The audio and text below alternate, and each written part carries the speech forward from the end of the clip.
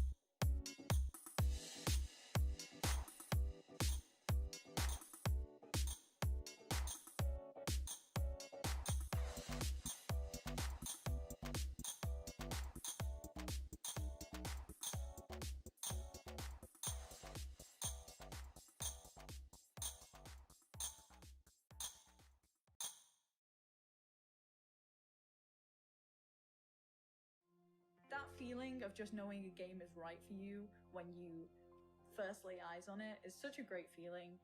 The thing that happens is you start to feel the excitement just build up. I'm thinking about it all the time, even in my sleep. Incluso a veces por una misma comunidad. Te llegas a enamorar bastantísimo. I play video games because I love stories.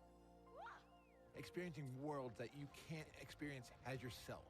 I guess video games allow me to be what I can't. It's fiction, but it's not. You can come home, log onto your PC, and disappear into a different world. I am a part of something bigger, a part of something beautiful.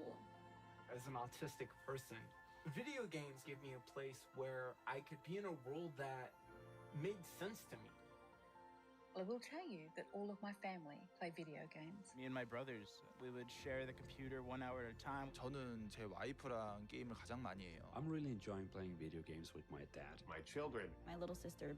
That connection between video games, allowing us to converse with each other, added a lot to our relationship. Games like the World of Warcraft let me meet people that I probably never would have. I can honestly say I met some of my best friends through playing games. We have this connection that allows us to share our joys, to share our achievements, to share our growth together. Every time I'm able to achieve something, I'm able to make myself proud. Killing heroic Blackhand back in Warlords of Draenor was one of my favorite memories. I managed to find that one hidden pylon with my one Mutalisk. We beat hardcore Inferno Diablo. I was able to hit gold in competitive in Overwatch. I had someone say, oh, I can't lose to a girl. And I beat that guy. So I was able to slay this warlock as a little gnome holy priest, freaking out and screaming the whole time. Adrenaline through my body was going crazy. Pela caminhada ter sido tão prazerosa e pela conquista ter vindo. A gente se sentiu muito, caramba, a gente conseguiu algo incrível aqui. I killed the Lich King! I killed the Lich King! 当后夺冠的时候，现场的女性工作人员，包括有些男的工作人员，他们都哭了。Many years ago, I was doing a quest in Terracar Forest, and a lovely little mage came up and said, "Would you like a hand?" They helped me for the rest of the day. We've been married now for over a decade. Those video games filled a void. They filled the friendships that I didn't have. There isn't a huge LGBTQIA+ community in my city. So when I was able to play a video game, I was able to start talking with people who didn't really care that I was a gay male. But video games were my escape. When I was a teenager, my dad was diagnosed with ALS, and I looked to video games as a way to escape from that sort of reality. Everything happens for a reason, and I'm just glad video games were there for me. I'll never stop playing video games. There's no way. I imagine myself one day being an 80-year-old grandpa gamer. Playing video games has shaped me. I don't think I would be who I am today. My passion, my interest, my excitement, they belong. Video games opened for me the world. And because of that, I'm forever thankful. And I can't wait to see what the next generation holds.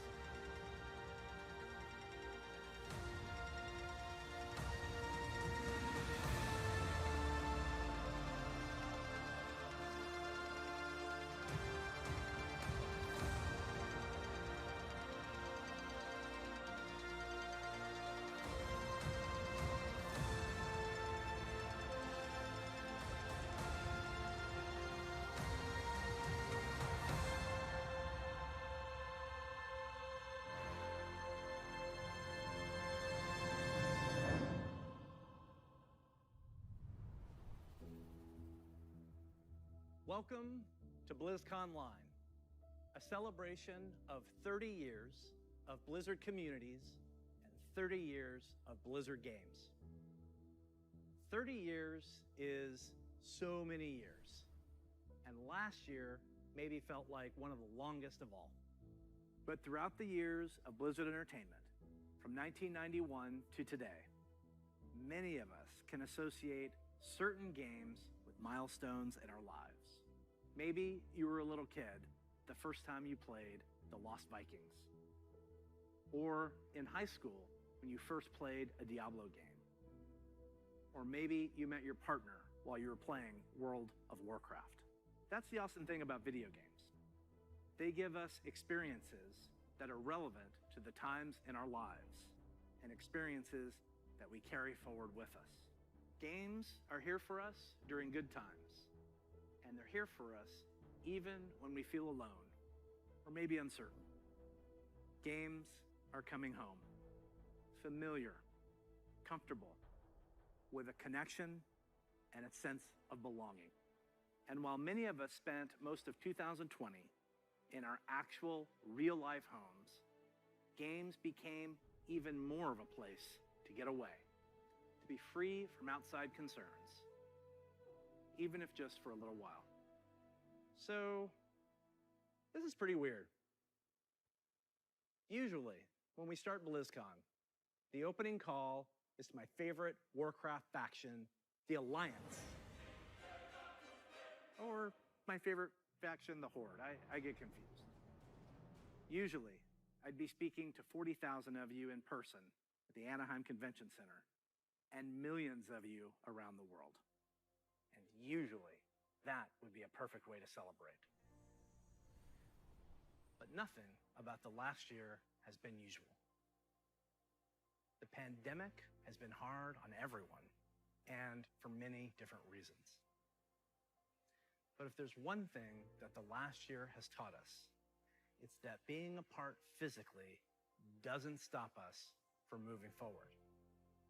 It doesn't stop us from connecting with our player friends around the world, diving in as warriors and heroes, and checking on each other as humans. It doesn't stop us from sharing our latest epic gaming story or celebrating those of others. Games continue to unite us. Now, to be honest, I wasn't sure how well Blizzard could work from home. There are thousands of people, all needing to work together in creating our universes, games, and experiences. Never has it felt more true that it takes a Blizzard to make a Blizzard game. And in 2020, it became clear that the magic of creating at Blizzard isn't just tied to a physical location. It's tied to the people who work here, and I continue to be so proud of each and every one of them. Thank you, Blizzard. We create these games and pour all of our energy and heart into them, but it is you, the Blizzard community, that brings them to life. And that's why BlizzConline is a celebration of you, the guild leaders, healers, DPS, tanks, innkeepers, Zerg, Terran, Protoss, Blackwatch, Shimada, the heroes of Sanctuary and of the Storm.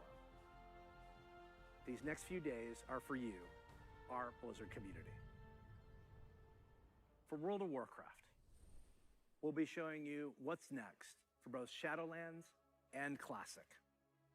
I'm sure you're all burning in anticipation for that one. Hearthstone is getting back to its roots in a major way. We can't wait to show you how. We also have news for our Diablo community. Some of you were able to dip your toes into the depths of hell in the Diablo Immortal Technical Alpha. I really enjoyed seeing players embrace the multiplayer aspect of meeting in town. We can't wait for more of you to get your hands on it. So, it's only the beginning of the year, and already there is so much to look forward to, even though we can't yet be together in person. The Overwatch League will be kicking things off in spring, and we'll be watching closely to see if the San Francisco Shock can continue their championship run. World of Warcraft esports is back with the Arena World Championship and Mythic Dungeon International already in full swing in Shadowlands. StarCraft 2 and Warcraft 3 esports are going strong with our friends at the ESL Pro Tour. And qualifiers are already underway for the first online stop of the 2021 Hearthstone Masters Tour, with the first event taking place next month. But before we get too far ahead, let's take a look one last time to when times were a little simpler. In the early 1990s, the internet was a baby. CD sales had finally eclipsed cassette tapes. Cassette tape, it's a rectangle piece of plastic, and there's a tape inside, and music would get recorded on, and sometimes you needed a pencil to wind it and make it tight. I know, it sounds crazy. We were all playing video games on Super Nintendo, Sega Genesis, DOS, or Mac PCs. I personally was a master of config.sys and AutoExec.bat. So many simple things in simple times. If only we could relive them.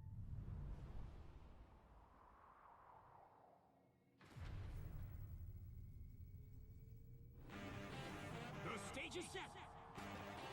The green flag drops. Let the carnage begin. Holy Toledo! What a collection!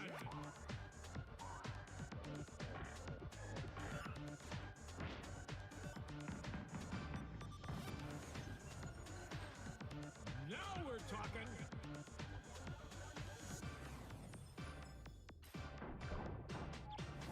What a play!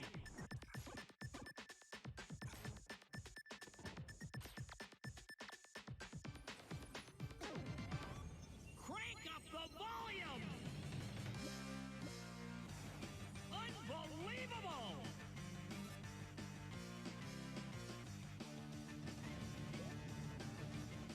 Whoa!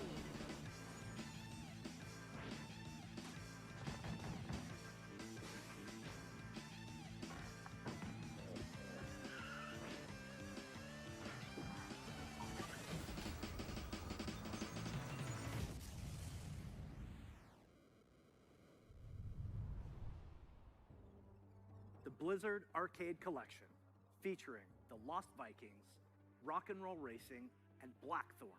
These are ports of the games just as you remember them, allowing you to relive the original experience of all three titles in 13 different languages, with a couple of quality of life upgrades. As an example, we include very modern, cutting-edge functionality that wasn't available in the early 90s, both saving and loading of games. And for those of you who purchased any Blizzard Digital Anniversary Bundle via Battle.net, you'll automatically receive the Blizzard Arcade Collection on PC today. Now, you ready to hear about some other video games? Let's hear what's next for World of Warcraft.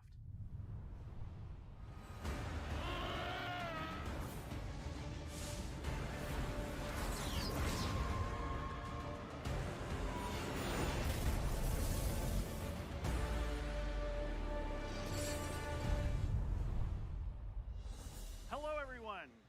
Thanks for joining us today. No matter where you are, World of Warcraft unites us all. Whether you're exploring the Shadowlands, classic Azeroth, or another part of the Blizzard universe, I'm glad you could make it, because we've got a lot of good stuff to show you. But first, let's start with some Covenant pride. Kyrian, take flight. Nightfey, let the hunt begin. Necrolords, to war! Vintha, let's party. The world has thrown a lot at us since the last BlizzCon, and the thing that's really kept everyone going on the WoW team has been connecting with all of you. The bonds we forge with our guilds and family and friends in WoW are powerful and real. As WoW enters its 16th year and Blizzard celebrates its 30th anniversary, we're so grateful to have the most dedicated and friendly communities in gaming. Let's recap the events in Azeroth. In WoW Classic, we fought an endless battle for South Shore and Tauren Mill. We banded together to open the gates of Ahn'Qiraj and joined forces to take down Kel'Thuzad in his floating citadel of Naxxramas. In Shadowlands, we helped our Covenant recover from the Anima drought, brought on by Sire Denathrius, master of the Vinthyr and traitor to the Pantheon of Death. We survived the halls of Torghast and crafted legendary gear in our efforts to expel Denathrius from his castle lair. But innocent souls are still wrongfully being sent to the Maw. They face an eternity of torment, and heroes like Anduin remain chained in its depths. The jailer continues to grow in power. He's preparing to break free from the Maw and complete his plan to unmake the entire Warcraft universe. And Sylvanas, you may be wondering what she's been up to all this time. Today, we're excited to unveil our first major content update for Shadowlands, Chains of Domination.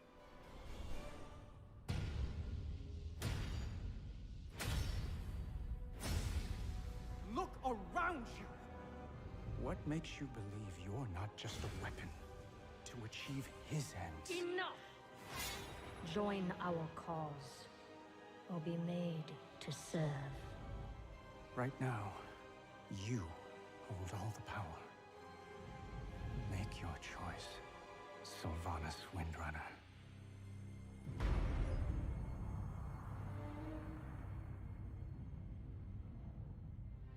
Despite all our efforts, the Maw continues to grow.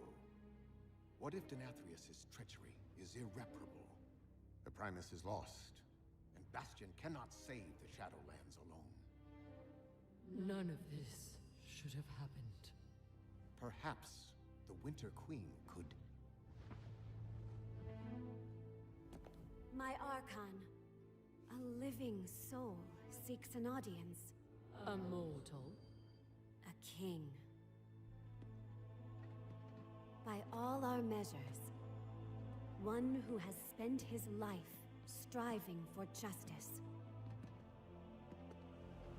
One who would give anything to serve his people. One whose heart is true. Very well. He may approach.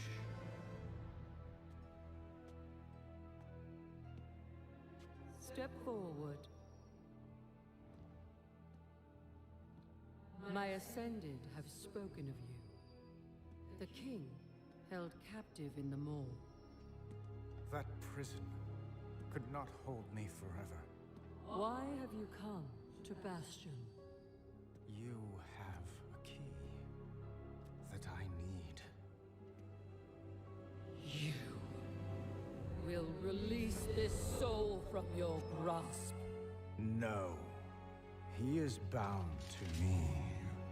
Just as you once sought to bind your own brother.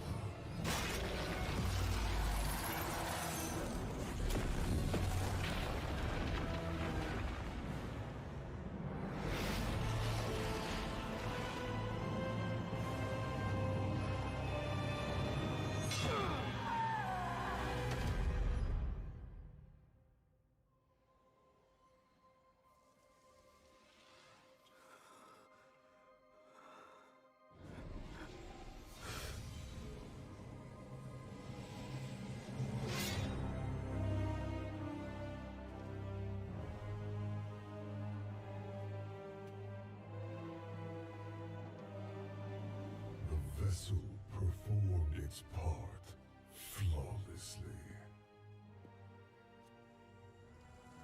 3 keys remain. Then they will see. Death was never meant to be chained.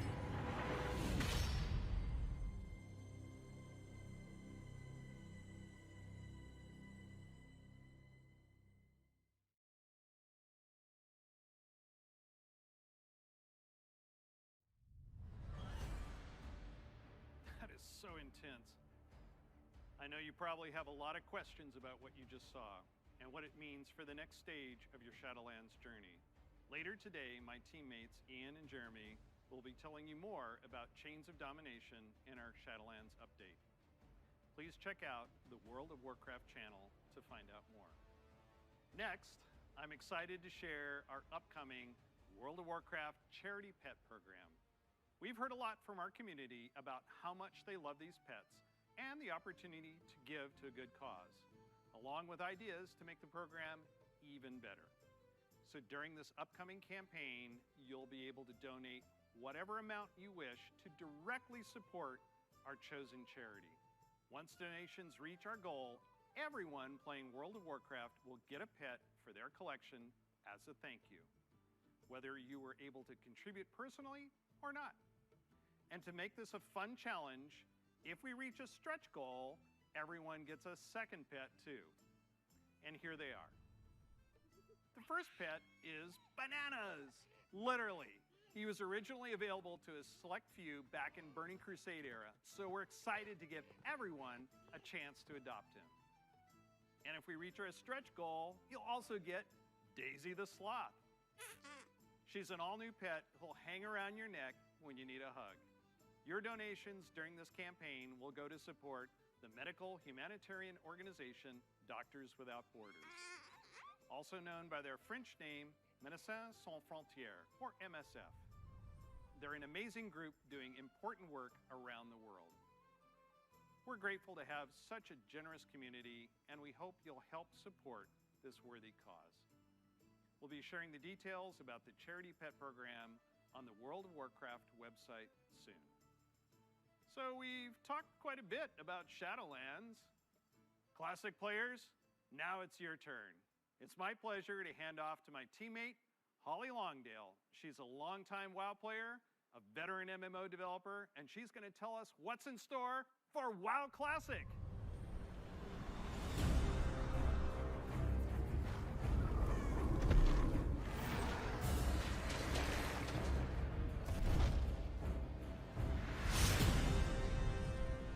Hi, everybody.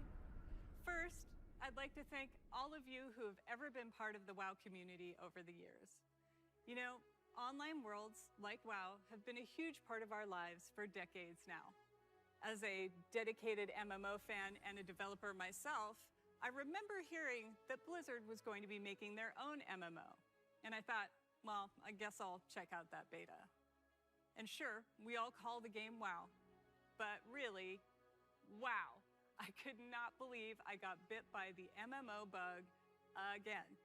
I was so excited to be able to make a night elf hunter and be like that famous dark elf ranger from the books that I loved.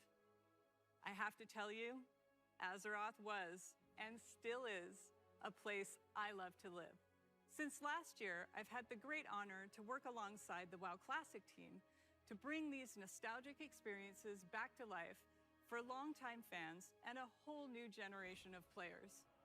As a fan myself, I've had so much fun in WoW. From the simple things like drive-by buffing or making friends on that long haul from Teldrassil to Ironforge, all the way to the absolutely staggering, like when I jumped blindly through the dark portal and was running through Hellfire Peninsula, heard this terrifying noise, and then saw the Fell Reaver. Biggest roamer I had ever seen, and I was very glad I had feigned death in that moment. And that's the thing about WoW. These stories and experiences we all share keep us coming back time after time. With that said, I'm super excited to be able to share with you where our adventures are taking us next.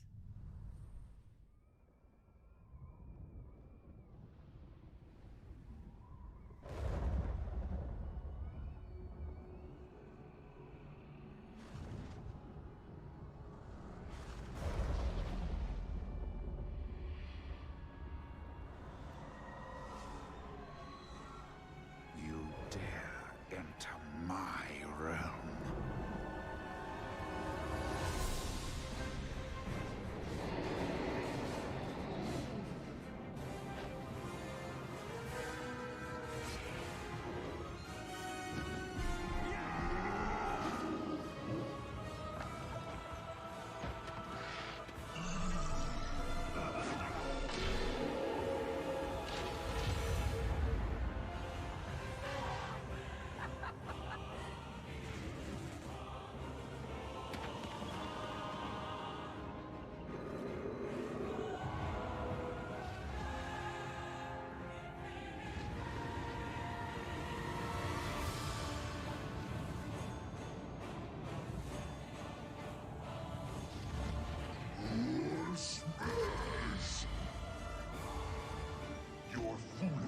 has brought you to this end. Take my blood and choke on it. Death to the outsiders! I'll turn your world upside down! You are not prepared!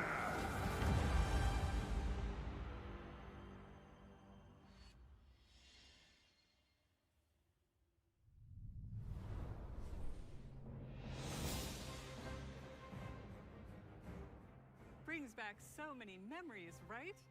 Like exploring the fungal forests of Zangarmarsh, or being awestruck at the chaotic magic alive in Netherstorm, the Draenei in Exodar, the Blood Elves in Silvermoon. I love playing them both. Do you choose to enlist the Aldor or the Scryers in your quest to fight the Legion? And of course, we can't forget gathering all your friends to fight Illidan at the top of the Black Temple. I can't wait to relive it all with you. Since the team first set out on their own quest to bring the original WoW back to life, we have learned a ton about what players are expecting from this kind of experience. We've also learned when to keep things just as they were and where we all might be open to some changes. We're bringing all these lessons into Burning Crusade Classic, with our primary goal to bring back the same feeling you had when you faced the Fel Reaver for the first time, or when you were digging through piles of Felhound poop. Of course, we can't get this right without you, our incredible community.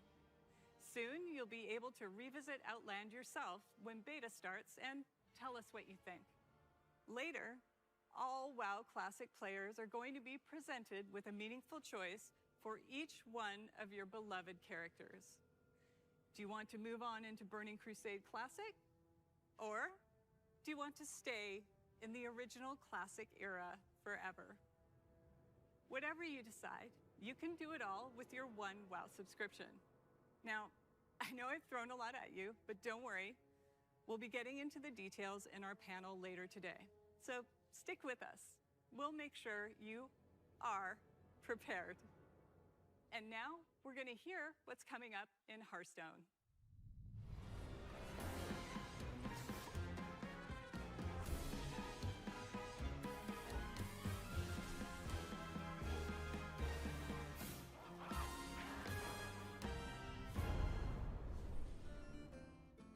Greetings. We're truly excited to share with you everything that's coming to Hearthstone this year. But first, let's take a quick look back at the year of the Phoenix. We added our first new class, the Demon Hunter, and ventured into the ruthless Outlands. Then we went to Skullman's Academy and got to explore dual-class cards and their powerful synergies. And with our third expansion of the year, we brought you Hearthstone's biggest update ever, alongside the menacing old gods in Madness at the Darkmoon Fair. We launched a brand new game mode, Duels, that saw more than 10 million matches on its first day. We also introduced our long-awaited achievement system and made a significant overhaul to the rewards and progression within the game. Now, it's time to say farewell to the Year of the Phoenix and see what's in store for Hearthstone this year. Welcome to the Year of the Griffin. Over the last couple of years, we've made big changes to Hearthstone. Throughout the Year of the Griffin, we want to keep delivering fun, new experiences and make sure that the tens of millions of you playing Hearthstone are always excited to log in.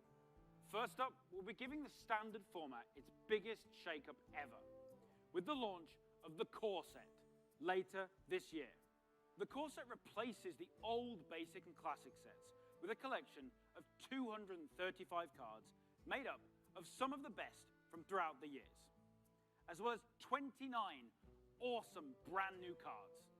And the best thing about the Core Set is that it's entirely free.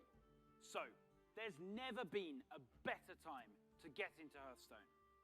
Here are 3 of Hearthstone's legendary dragons, reimagined to feel more up-to-date and competitive for modern-day Hearthstone. Ysera the Dreamer. You'll finally receive her full arsenal of dream cards right away. She's a nightmare for for your opponents. Malygos the Spellweaver. He'll fill your hand with spells and is a powerful late game play, worthy of the aspect of magic. And finally, everyone's favorite black dragon, Deathwing. He's still as destructive as ever, but timed correctly, he won't leave you empty-handed. We'll also be launching a brand new format, Classic, where you can play Hearthstone as it was when it first launched. The Classic format will be fully supported, complete with ranks and rewards using Hearthstone's original set of cards. So, if you want to relive the old school experience, then Classic is the place for you. With Classic revisiting the past, now let's take a look to the future and explore the first expansion of the year of the Griffin. For a hero of the Horde, all roads lead to the crossroads. You have come for adventure. But the Barons wants to break you. Your axe must be sharp. Your wits must be keen. And your heart must be mighty.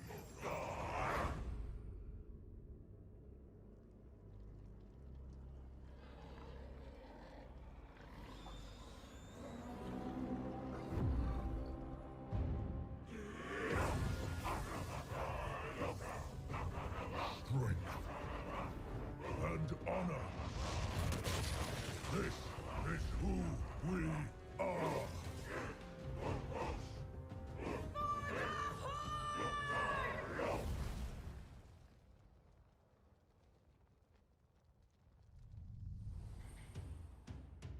That's right. We're headed to one of Warcraft's most iconic locales, the Barrens, and we'll come face to face with the heroes that inhabit it. Starting with one of the Horde's most iconic and well-known characters, a fierce loyalist, one-time war chief that embodies the honor, loyalty, and spirituality of the Horde, Shadowhunter Vol'jin.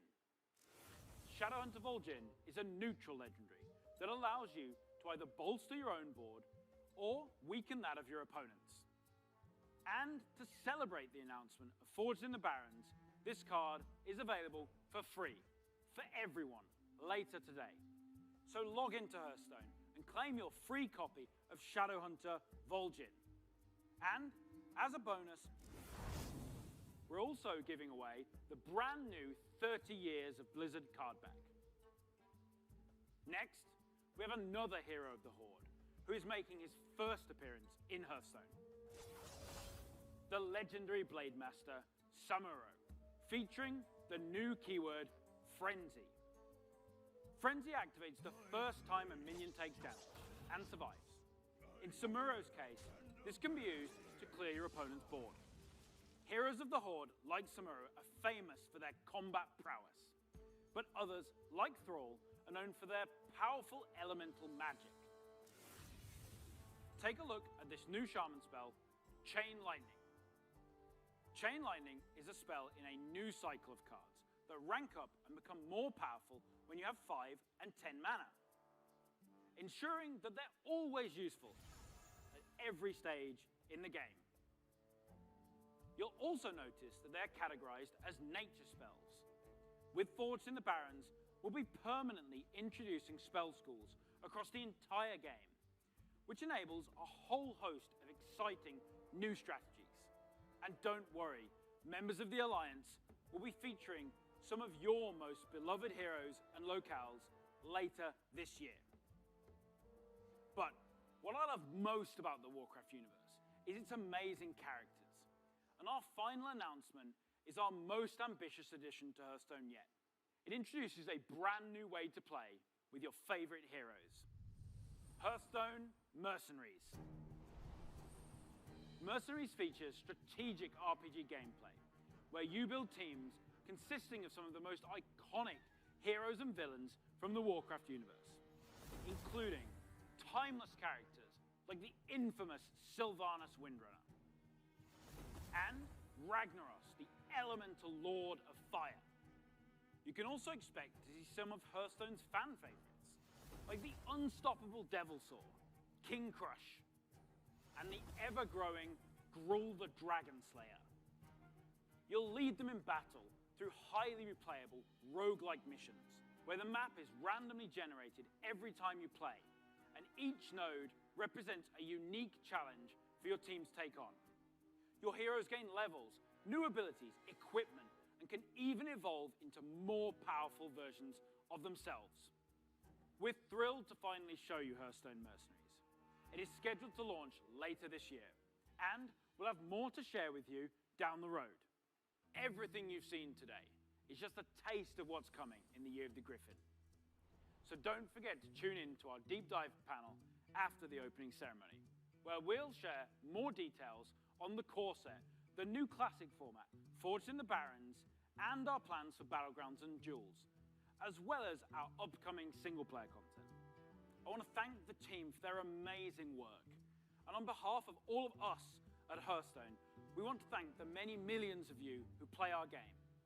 Your dedication and support is what drives us to make awesome updates and pursue ambitious and fun ideas. We can't wait to kick off the Year of the Griffin with all of you, and we hope to see you in the game soon. Next up, you'll get an update on all things Diablo.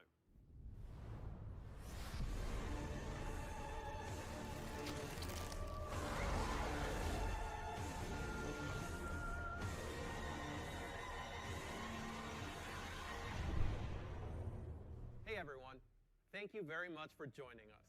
I am so excited to kick off the Diablo segment of our show, and I am honored to be here on behalf of all of our Diablo teams to share the news and updates we have in store for you today. We've got a lot of Diablo to cover, and I hope you'll agree with me that it's a great time to be a member of this community.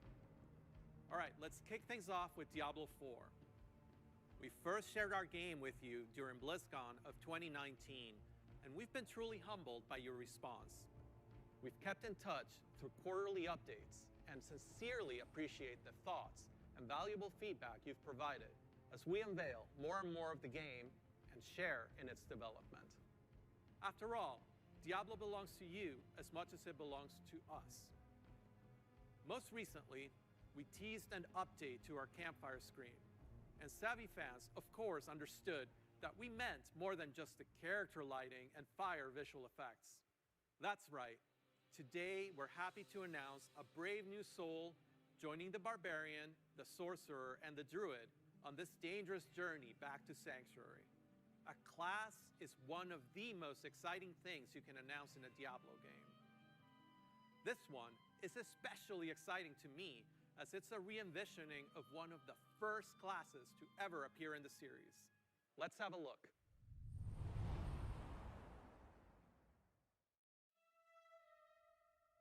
Your prayers do not fall on deaf ears.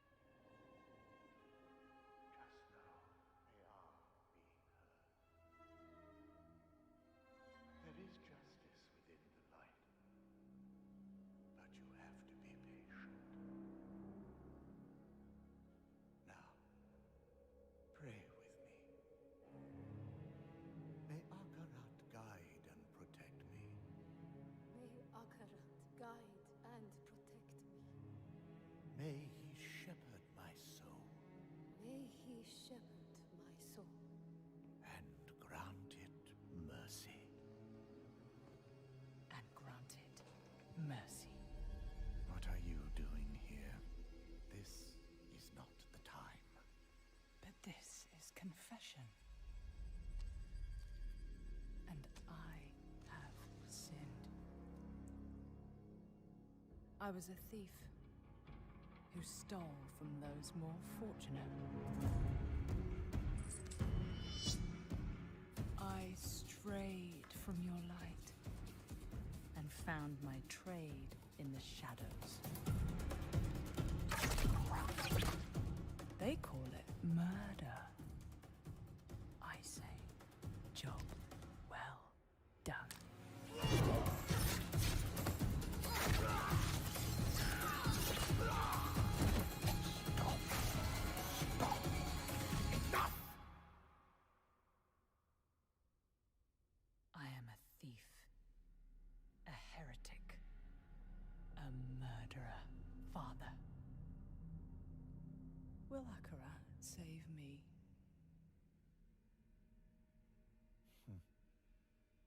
mark our light. But those monsters were a scourge upon my flock.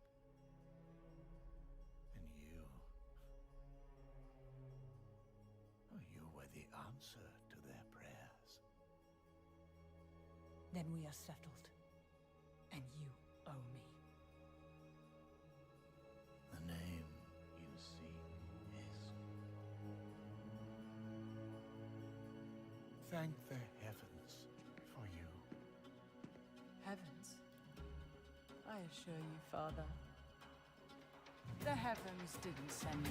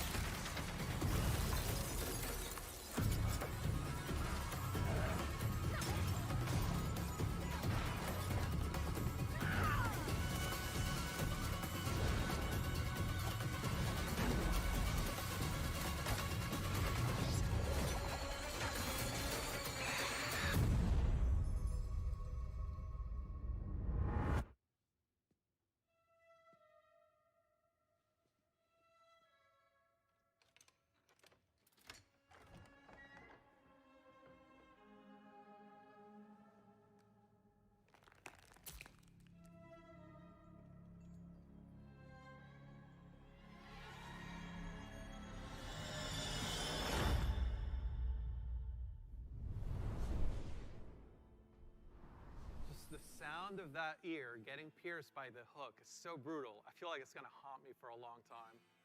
I've been a huge fan of the Rogue ever since the original Diablo. Even seeing them come back as NPCs and mercenaries in Diablo 2's Rogue Encampment served as a great bridge between the games.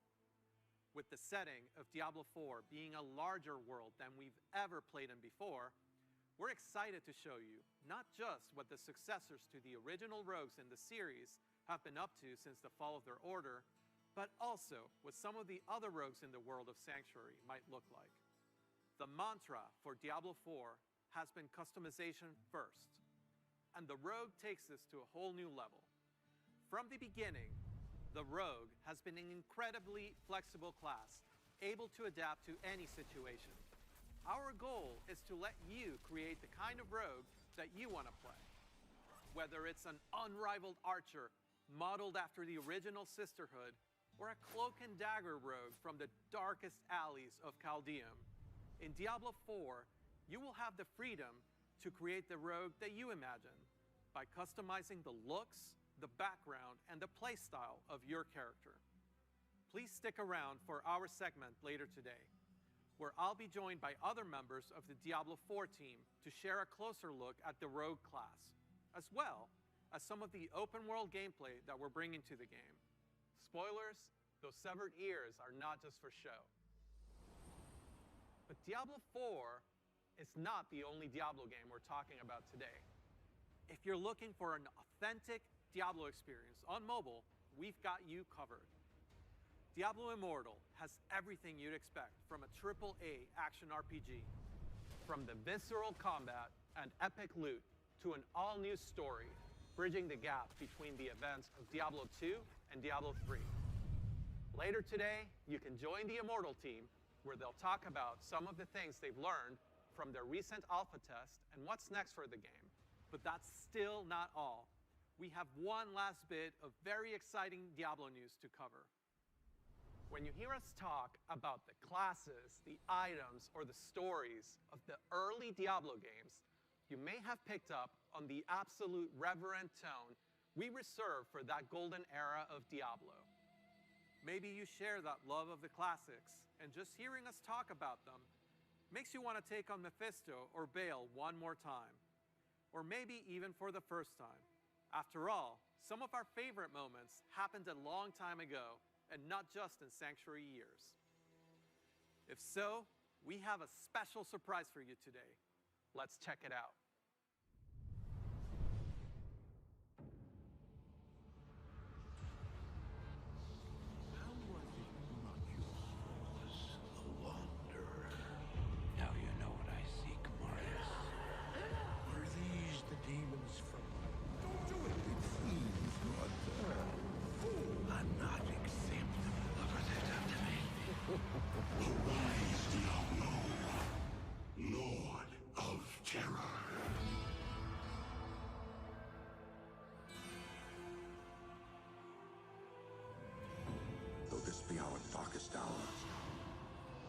yet be your greatest moment.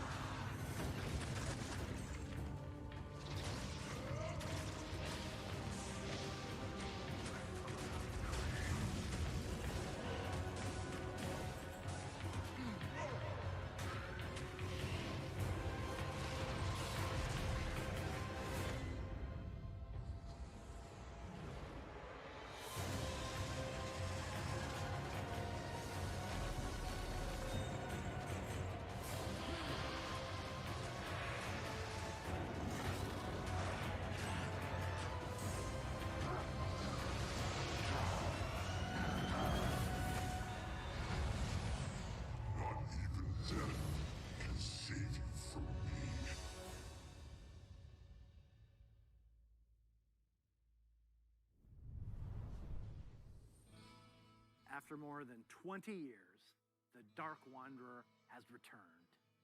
And once again, he travels east, always east. Diablo 2 is a landmark game for Blizzard. Diablo 2 Resurrected is a full HD remaster of both the original game and the expansion, Lord of Destruction. It takes the 2D sprite-based classic that we love and brings it into the present in 3D, utilizing up-to-date graphical rendering and lighting technologies. It also includes modernizing all 27 minutes of cinematics, recreated shot for shot with the explicit intention of preserving both the look and the pacing of the original movies. Blizzard has a long history of games that we're proud of. And when we think about Diablo 2, we think about it as a definitive pillar in our foundation. Now, it's funny to think that some of you weren't even born when D2 was released, which makes it all the more important that we deliver an authentic experience wherever you play. We want everyone to relive their memories or experience the game for the very first time on their platform of choice. And so we're excited to bring Diablo 2 Resurrected to PC and console, along with cross-progression.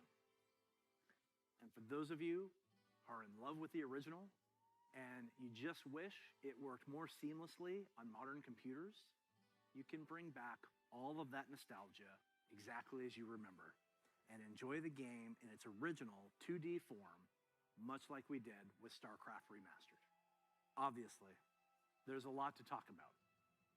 Later today, Diablo speedrunner Mr. Llama will host a roundtable with members of the development team on the dedicated Diablo channel.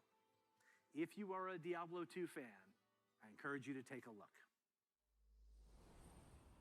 So, from Diablo 2 Resurrected, to Burning Crusade Classic, to the Blizzard Arcade Collection, it's a whole lot of looking back.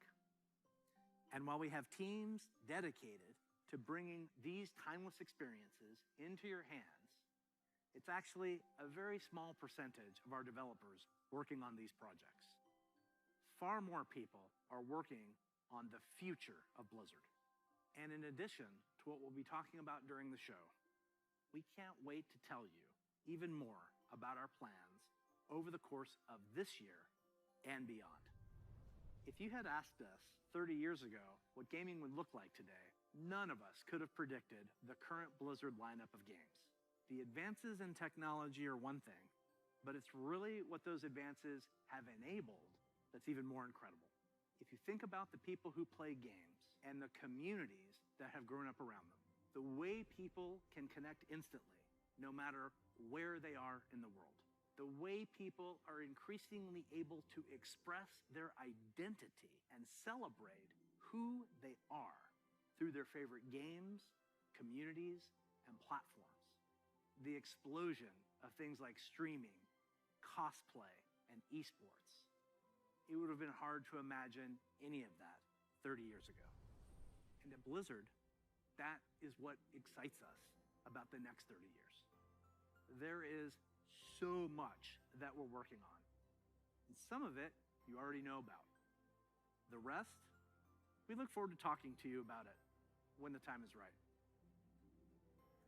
Just like the real world, the worlds of Warcraft, Diablo, StarCraft, Heroes of the Storm, Overwatch, and Hearthstone are diverse, expansive, and full of potential. We are not only iterating on the experiences that you've come to expect from us, we're also exploring different ways to express our worlds and welcome more players from more places into them. And we aspire to continue to lead on priorities like accessibility and toxicity control, and to continue supporting causes that have a positive impact on the real world. We want to continue to bring those same feelings of joy and achievement that we all felt when we first defeated the Lich King, or beat Diablo on hardcore mode. Because when we geek out on those experiences with others, we can't help but see the similarities between us and feel what's possible when we play together. Of course, there are new Blizzard worlds that we haven't visited quite yet. And when we do finally unveil those games and experiences, our hope is that you will see in them what we do. That no matter who you are or where you're from, they are spaces where you can create new stories, forge new friendships, and make memories worthy of lasting a lifetime. And through it all, our mission statement of being dedicated to creating the most epic entertainment experiences ever, along with our core values, led by gameplay first, will continue to guide our way. So on behalf of everyone at Blizzard, thank you for being on this journey. For me personally, it is the honor of my professional life to serve you, and the honor of all of us at Blizzard to be the caretakers of the worlds that you play in. We are so excited for what's to come this year, next year, and the next 30 years. Now, what's coming next for the show? Well, it depends on where you watch. For those of you looking for an update on Overwatch, check out the behind-the-scenes look into the development of Overwatch 2 over on their dedicated channel right after the conclusion of opening ceremonies. There, you'll hear about Overwatch 2, new content, new features, including new maps, hero missions, talent trees, and more of what we think will make Overwatch 2 a unique gameplay experience. For World of Warcraft, Diablo, and Hearthstone, you'll get a closer look on their respective channels. And on the dedicated strategy channel, some StarCraft legends will be going head-to-head in epic competition. Once again, welcome to BlizzConline. Be good to one another. Welcome home. Before we kick things off, here's a little something from a previous BlizzCon headliner. Hey, thanks for having us. We're Metallica. Thanks for having us at BlizzCon 2014. We would love to be there this year, but obviously can't be. So here we are, and this is for you.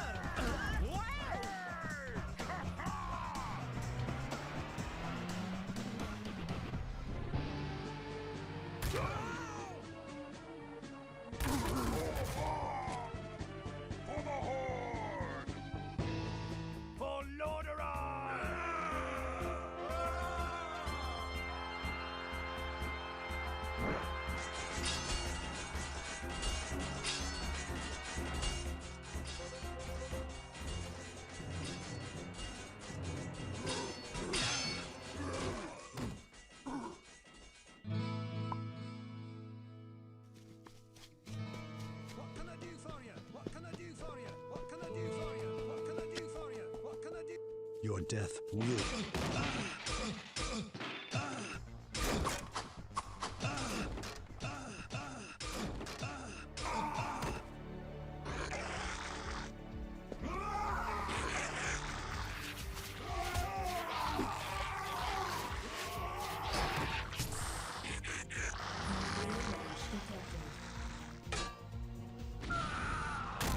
Morta Vespa Gaia Inum.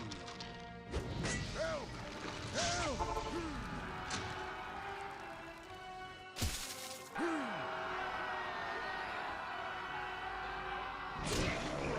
By the palace! Strike with great vengeance!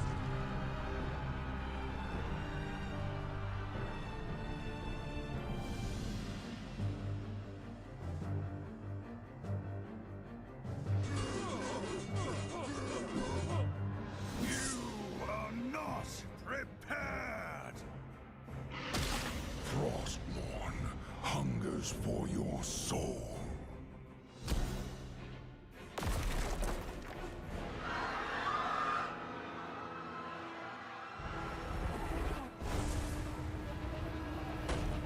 Your time has come.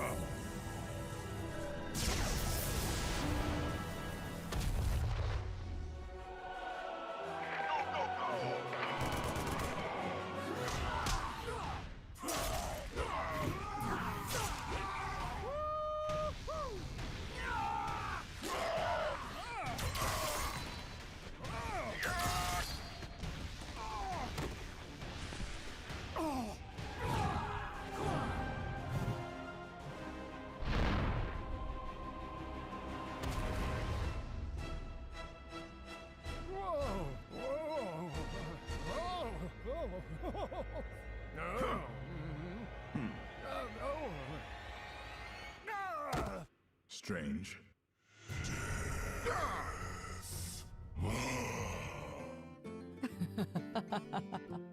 Greetings to you. Seems you're ready for the real thing.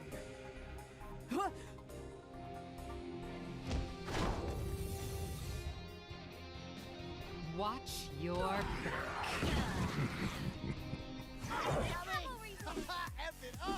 Hey, look at me! Oh, looks like we got an audience.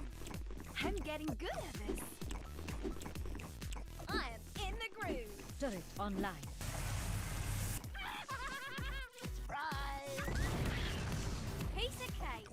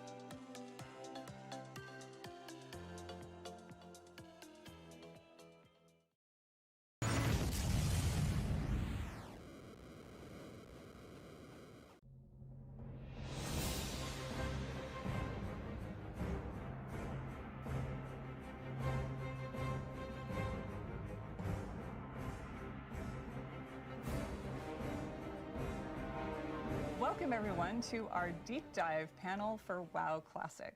I'd like to start with some introductions with these fine gentlemen with me and myself. I'm Holly Longdale. I'm the principal producer for WoW Classic. A little bit about my background. I spent 13 years working on EverQuest. I started as a game designer and eventually became the head of the studio for the EverQuest franchise. That said, I've always been a WoW player since beta. So this is obviously a dream come true for me, and I'm thrilled to be here with you. I'm Patrick Dawson. I'm the production director for World of Warcraft. I've been at Blizzard for 15 years now, and have been on WoW for most of that time. Avid WoW player myself, and really excited to open up that dark portal again as we all step through it. And my name's Brian Birmingham, and I'm the lead software engineer on WoW Classic. I've also been at Blizzard for 15 years. I started on World of Warcraft. I spent about 3 years on Hearthstone as well, and then came back to the World of Warcraft team to work on WoW Classic. And it has been a great joy to me to work on this team. There's a lot to talk about today. Yeah. So earlier we announced, yay, Burning Crusade Classic is coming. But there's a lot more to it. Let's take a look at the features, because wow. I mean, wow, right? Wow. I was so excited by playing Draenei and Blood Elves. I played both, and I will say my heart's with Alliance. Quiet. And I also took up jewel crafting on my Draenei Shaman. I wanted to corner the market. Just the whole notion of having items with sockets and just exploring that whole system. I'm also a bit of a systems nerd. So I completely lost my time for weeks in there. The Burning Crusade, I remember being there back then. I mean, it was our first expansion ever. So all the new features was like this really cool moment of like, what's coming next, what's going to happen. And one of the things that you know, was pretty impactful to the game was Horde having Paladins and Alliance having Shaman. I mean, as an avid PvPer myself, I remember going back and trying to fight Shaman. I was Alliance back then.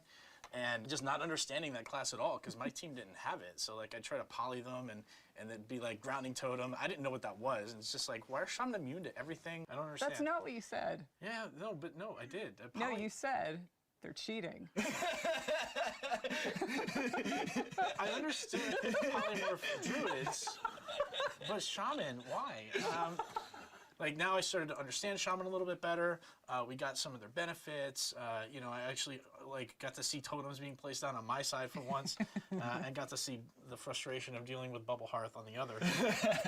Yeah, I remember when I was doing raids, we were always jealous of the Alliance having Paladins for Blessing of Salvation. Like people would be pulling aggro off me, and I'd be yelling at them like, "Wait for 3 Sunders!" And the Alliance is just like, "No, it's no problem. Just just go." Yep. So hey, I mean, you know, we were upset raiding like Razor Gore without Earthbind. I mean, really even the playing field for both PvE and PvP, which was kind of cool. But there were a ton of new features and just abilities with this too. You know, as we got to level 70 and got to experience new content and new things.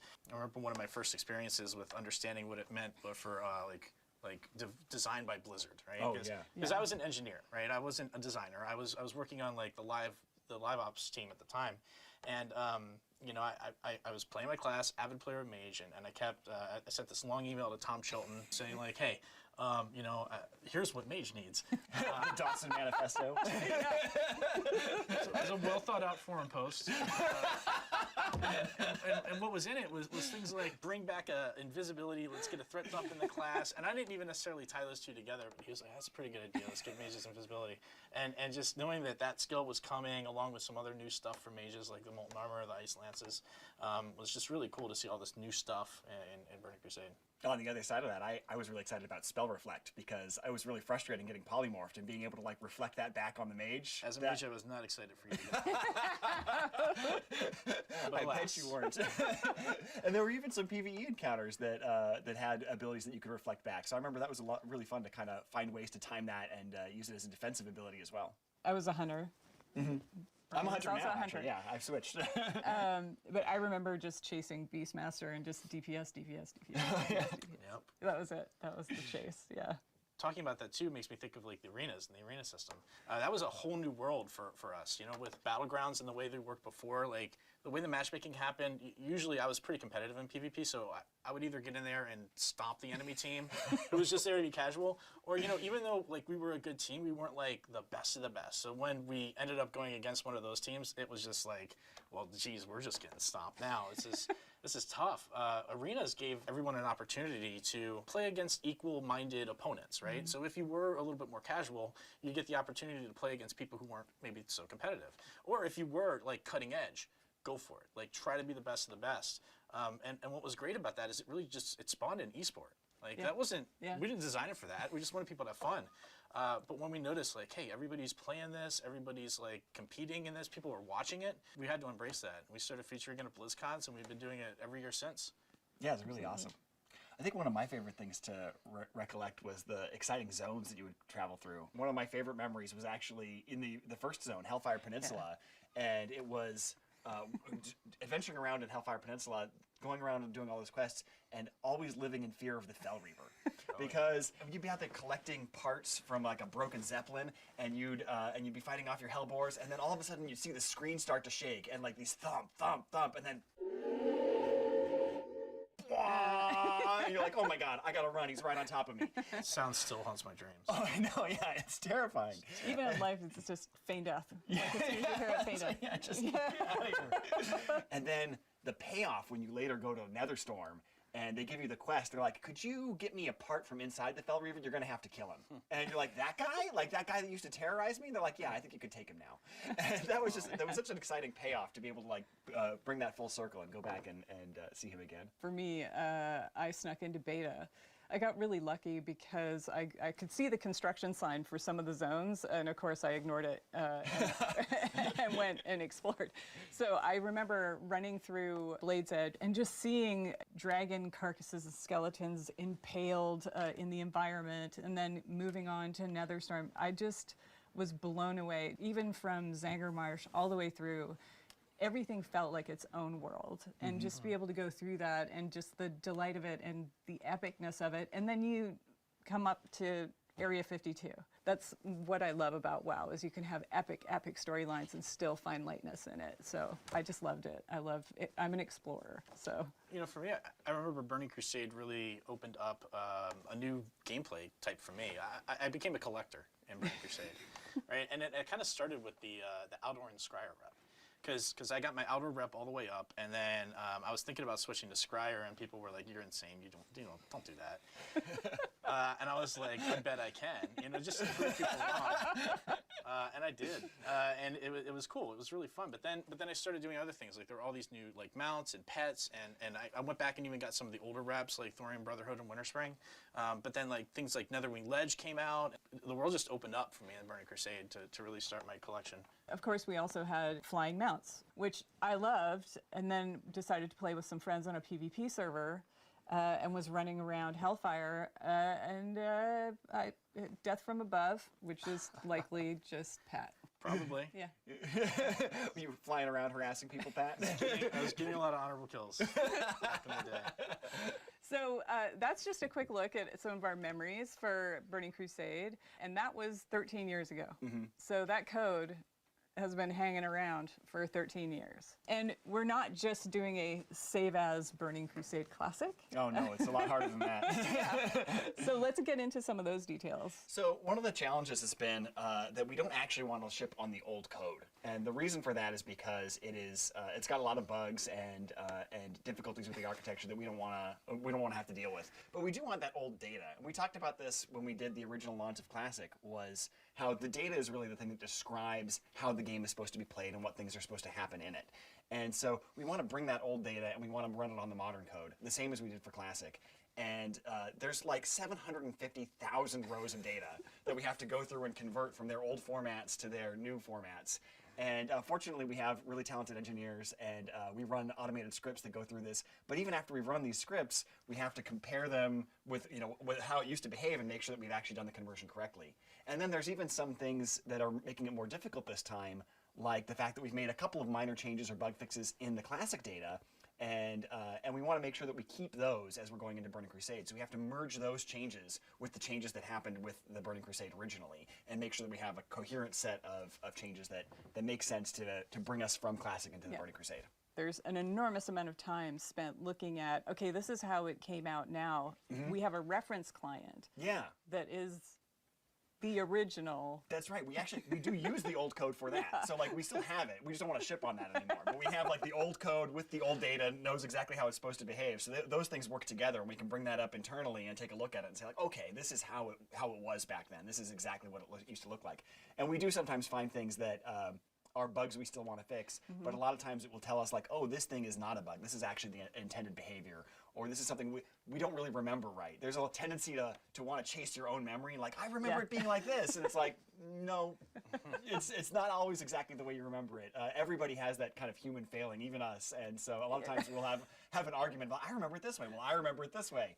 Let's go and check. We can look.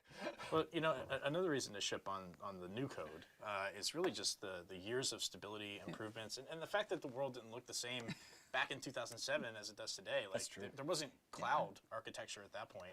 I remember I had the privilege of being on the live ops team where I got to see what all the servers looked like and how it was all architected.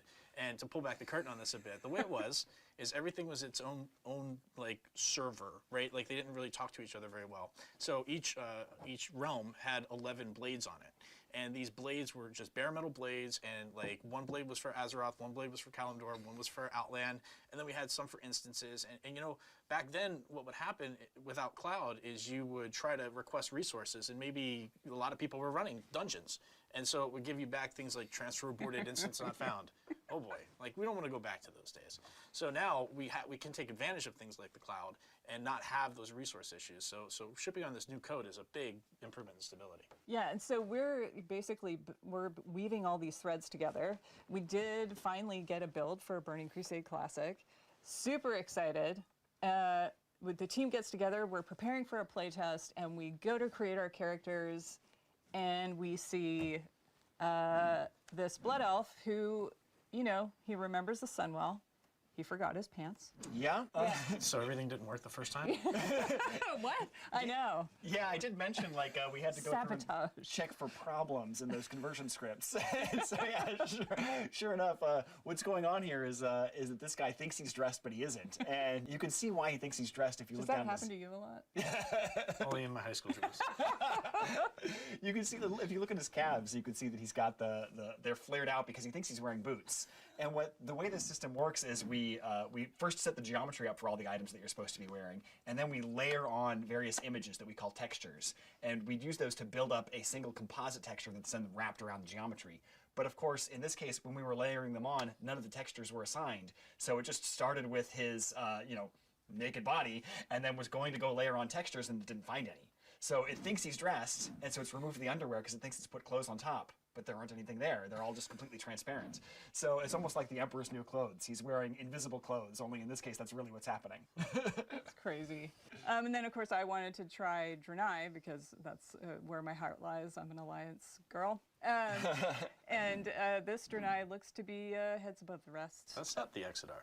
Yeah. No, definitely not. It's Dunmorrow, right? It is, and that's exactly the problem. It looks like the Draenei's too tall, but the real problem is that we're in the wrong place. And so, yeah, when you go to the Dunmorrow character select screen, of course, the camera is positioned for much shorter races like gnomes and dwarves, and so it's about knee high on a Draenei. And then water. Really, Brian? We have water in Hellfire? Yeah, so Go for a swim. it turns out that Outland has a funny, unique feature that it doesn't have any oceans because the water just all falls off the edges and goes out into space or something like that. I'm not sure how that works in the game universe, but magic. But yeah, there's no ocean there. But we had accidentally flagged it to generate ocean, so we ended up flooding the entire world with an ocean until we found that and turned it back off.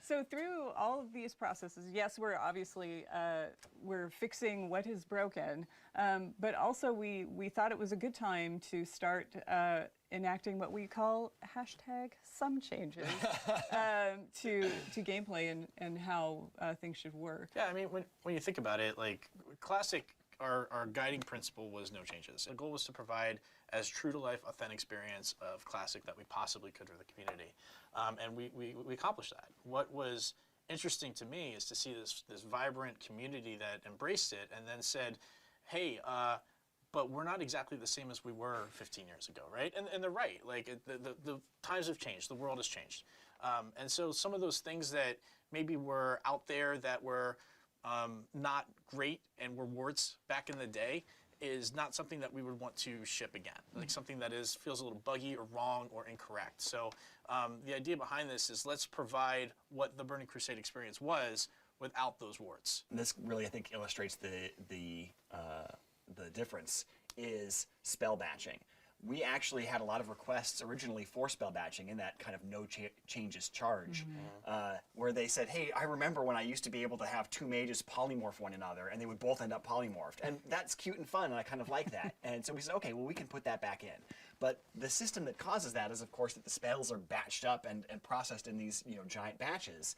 But over the last 2 years, people realized that what that comes with is about a half a second of kind of built-in latency, where you push a button and it doesn't actually take effect for that half a second while it's waiting to queue up the other ones to go with it. And people were starting to find that frustrating. I talked to a lot of people who said they were excited about it when it first came out with Classic, but after they've been playing with it for 2 years, they're really ready to see it go, and we're ready to take it out too. So we're going to remove spell batching with Burning Crusade. That's definitely great, because I remember like every 2 weeks I get a bug report, Vanish is broken again. And it was because of stuff like this, right? Like if you vanish at the same time a fireball's hitting you, it's going to pop you out, right? Exactly. Like, and so we were trying to do all these hacky solutions to it, but the real answer is just don't spell batch. Yeah. But we didn't have the ability to do that then, so glad we're doing it now. Yeah. You know, another one that I can think of is just how the rating community has matured, right? Like things were very different back in 2004, 2005 timelines compared to today. So, you know, the rating community knows exactly what's going on, and they want a challenge. They want more of a challenge. So, you know, rather than always giving them like the last version of the boss, the final form of the boss, which maybe has been hit with a few nerfs, let's not do that anymore. Let's give them a more challenging version of the boss. Like, I'll give you an example of like Muru. Right, where the initial version of that boss had a lot of spell pushback, and so like that made it really tough to bring casting classes to that fight. We did fix that pretty quickly and change the fight to allow for that. Now that's a change we probably would incorporate in this, right? Like we don't want people to feel excluded or not part of being able to do a fight like that. But then probably a month or so after that, we nerfed Muru's health. That doesn't need to happen. Let's just keep it in the hard form. We can evaluate any changes we need to make after that, but yeah, it won't just be like, hey, final form, we're not even going to look at it. Let's call it a day. So. Yeah. So how did your mage handle the pushback? I just it feels personal. Yeah. No, I was the raid leader, so I got to choose who went. But the one mage allowed to go. that was honestly, that's one of my favorite fights ever in World of Warcraft. That was a really, really fun fight. That's awesome. Another change that we're talking about making is along the lines of that PvP balance and faction balance is, you know, obviously with Burning Crusade, paladins are introduced to the Horde and shamans are introduced to the Alliance, and that was intended to be a balancing of the factions and let's, you know, make them even. And then they wanted to kind of keep a little bit of flavor of that faction identity, so they kept Seal of Blood on the Horde and Seal of Vengeance on the Alliance. It was intended to be equivalent power abilities that were just slightly different in flavor, but in retrospect, Seal of Blood was just so much better. And so one of the changes that we are going to make is we are going to give the opposite faction's seal to the other faction, but we're going to do that at max level. So we keep just a little bit of that faction identity, where Horde will get Seal of Blood at level 64 on schedule, and then get Seal of Vengeance at level 70. And similarly, Alliance will get Seal of Vengeance at level 64, and then their equivalent, Seal of the Martyr, at level 70. Another thing we want to talk about is arena teams. When it first came out in Burning Crusade, the arena team system only let you have the same number of players on your team that was the size of the bracket it was for. So, for example, a 3v3 team could only have 3 players on the team. So if someone was like sick or unavailable one night, you couldn't play. And that felt really frustrating. So we're definitely going to go with like the last version of that, where you could have twice the size of the bracket on your team roster, so that you had alternates you could swap in and out. And then that way, as long as anybody had participated in, I think, 30% of the matches, then they got the full credit for the week of participation.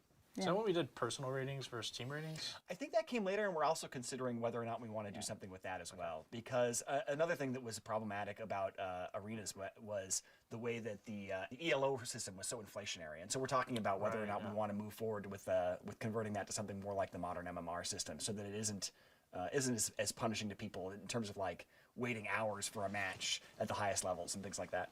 And another change, we're going to give players access to Blood Elf and Draenei early, so that before we actually open the Dark Portals, you'll have a chance to level those up. That's definitely not something we did originally. I remember I had a friend who was really frustrated that the rest of us were all running around in Outland, and he was like, I'm still back in Wetlands. What is going on? When can I play with you guys? So I'm really glad we're doing that. Doing that with pre-patch? Yes. Yeah, that's the plan. Very cool. Pre-patch will come out and you'll be able to go start your Blood Elves and Draenei. And then content. So we've got some phases happening. Yeah. So the content phases that we got coming are exciting. We're going to start with Karazhan and Gruul's Lair and Magtheridon's Lair. And we want to start with just that released because we found with Classic that people really enjoy that kind of gear progression, and that's where all the Tier 4 gear is with those raids. And we want people to have an opportunity to level up, catch up to their friends, and all kind of go through these things together. So as we unlock each chapter, we want to make sure everybody's had enough time to be part of that chapter. And the next chapter after that will be Phase 2, which will be Serpentine Cavern and Tempest Keep. Then next we move on to Phase 3, which is Hyjal and the Black Temple. And the reason that's a change is, of course, originally Hyjal was available from the launch of Burning Crusade, but nobody could really get in there because of the way the attunements work. So we'll unlock that as a later chapter alongside Black Temple. And then that'll go with Arena Season 2 at that point. And then Arena Season 3 will come out alongside Zul'Aman with a little bit of catch-up gear for anybody who's taken that long to catch up. It's another smaller instance, a 10-man. And then finally, Phase 5 will be Sunwell and Arena Season 4. It's been a very busy year. Yeah, it is. It's an expansion with a lot in it. And so we spent a lot of time talking about Burning Crusade Classic and Burning Crusade, which is exciting. We're very excited about it, but there's a lot to talk about. There's a lot coming, and we want to walk through how this is going to materialize. Well, yeah, really the question is, we have a diverse player base where people have a lot of different wants and needs. And how do we get there? How do we get to the Burning Crusade? Well, the first group of people that we wanted to make sure that we were serving well is those people who do want to go to the Burning Crusade. We feel that most of the community is interested in this. They're going to want to do this. We want to make it simple and easy for them. So how are we going to do that? As we said earlier, you're going to be able to make a choice. So we'll talk about and explore these choices in some detail, and I'll give you some examples. So to start with the current servers you're on now, Classic Live servers, are going to become what we're calling progression servers. And what that means is the servers that are live now will always unlock any expansion we release. So when we get to our patch day, you're going to be presented with a choice. Do you want to continue on into the Burning Crusade, or do you want to move to Classic? So in that space, you're going to do that for every single character. So for my example, I'm on Warm Rest Accord. So I've got a level 60. I am definitely taking that on through to Burning Crusade. But I've got a couple of mid-levels that I know I want to move with my friends. Those are characters I level with my friends in Classic, and I want to continue that journey with them. We want to make it as easy and seamless as possible to just get right into Burning Crusade. But there are options. That's awesome. I'm excited to hear that. I know there's a lot of my friends, for example, who maybe didn't really play Classic when it first came out, right? And so now they're behind, and they're interested in playing the Burning Crusade. This was, for a lot of people, their favorite expansion that we've done. We want to make sure that those people are served too. And one of the ways we could do that is provide a boost to people who are interested in coming back, that maybe aren't interested in doing the classic WoW experience, but really want to hop right into Outland as quickly as possible.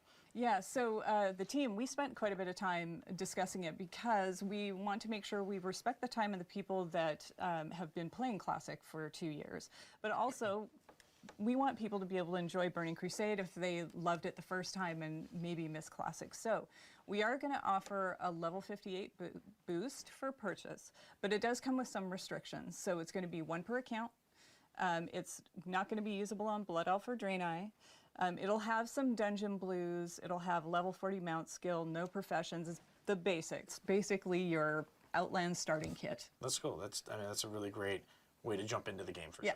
Yeah, I like that. I'll be looking forward to that. Look, I know a lot of people came back to play WoW Classic, and that's all they want. That's all they ever wanted. They're like, you know what, Burning Crusade, that's awesome. I'm sure some people are going to love that, but for me, I came back for WoW Classic.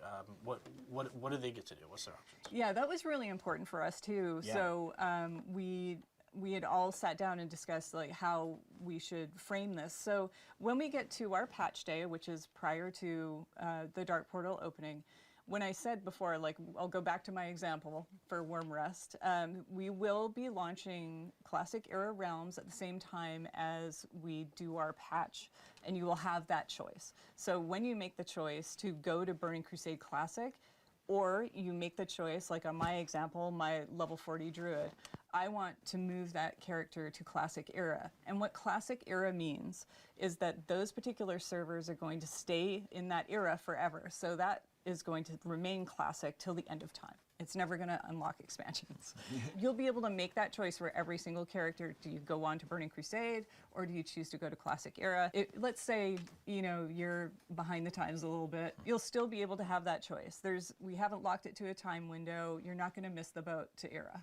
Choice sounds awesome, and choice in WoW is something that's meaningful. It's always been meaningful. Yeah. And I think it's something that's important when we look at the community, that you're going to choose to go to the Burning Crusade or you're going to choose to go to Classic. You know, some people may not be comfortable with that choice.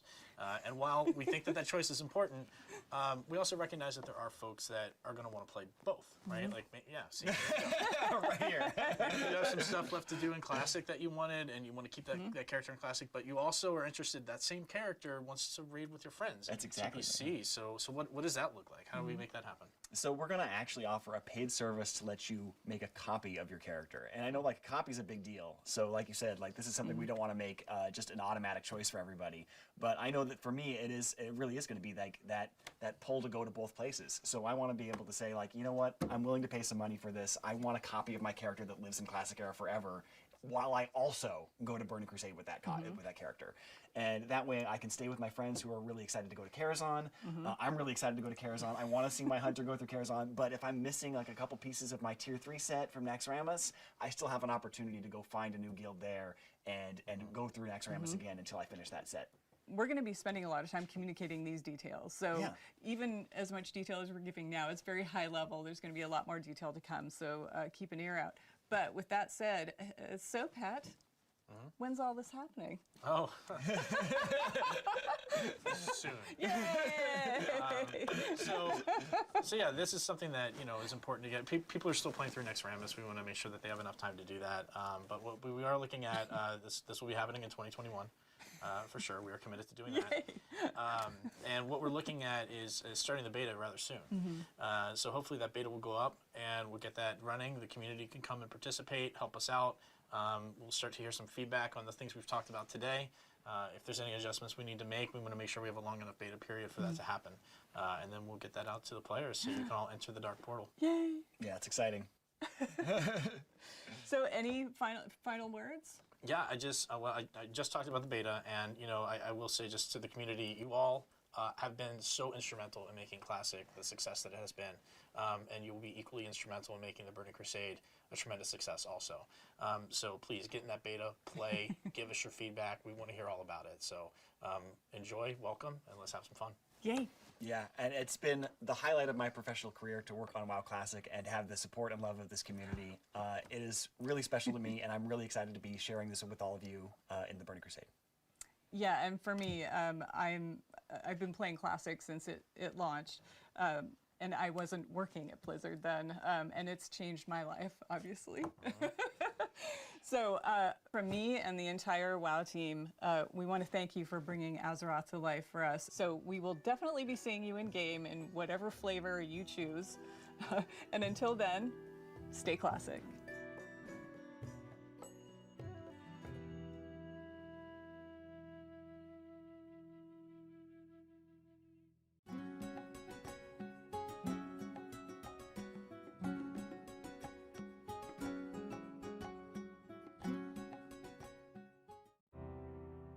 Dolby is a proud partner of BlizzConline. Watch Shock vs. the World in Dolby Vision and Dolby Atmos, only in the Dolby Access app. Coca-Cola, the official refreshment of BlizzConline.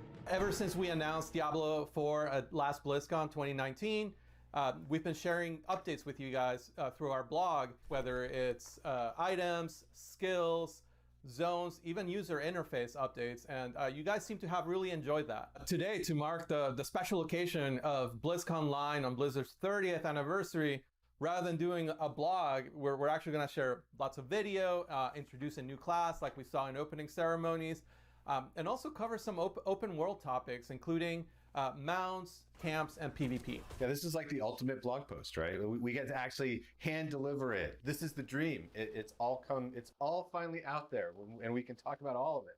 Just in case some of you guys missed it during opening ceremony, let's take another look at the Rogue Announce video.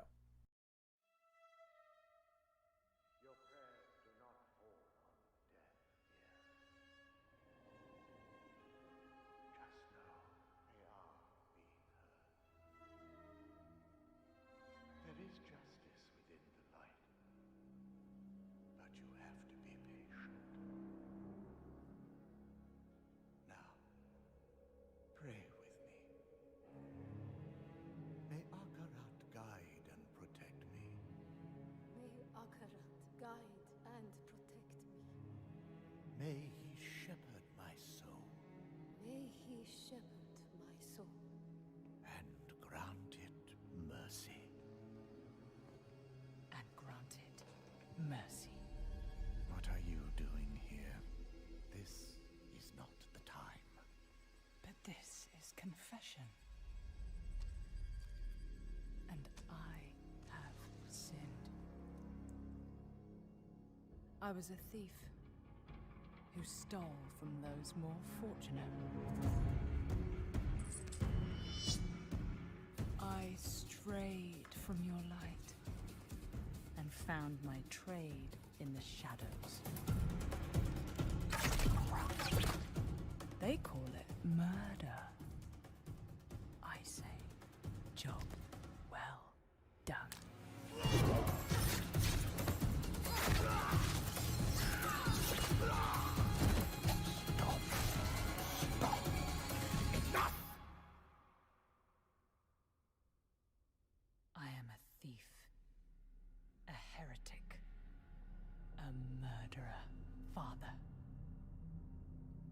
Will Akarat save me? You mock our light. But those monsters were a scourge upon my flock. And you were the answer to their prayers. Then we are settled, and you owe me. The name you seek is... Thank the heavens for you. Heavens? I assure you, Father, the heavens didn't send me.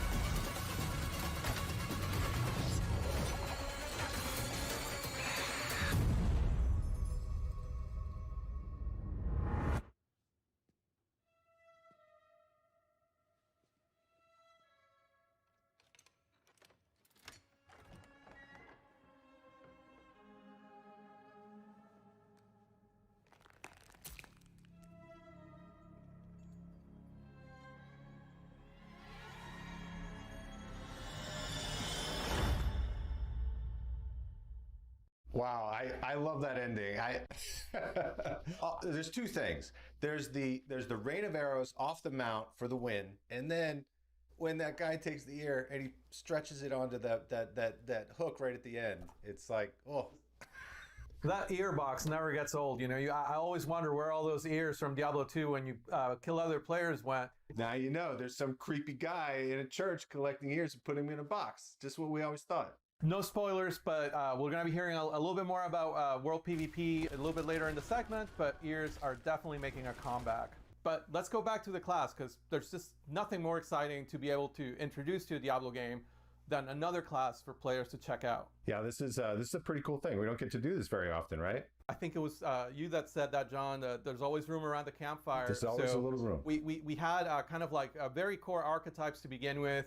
The brute strength of the barbarian, the arcane knowledge of the sorceress, kind of a return of a shape-shifting classic with the druid. No RPG lineup is complete without that dexterity class that's kind of like defeating enemies with finesse, with speed.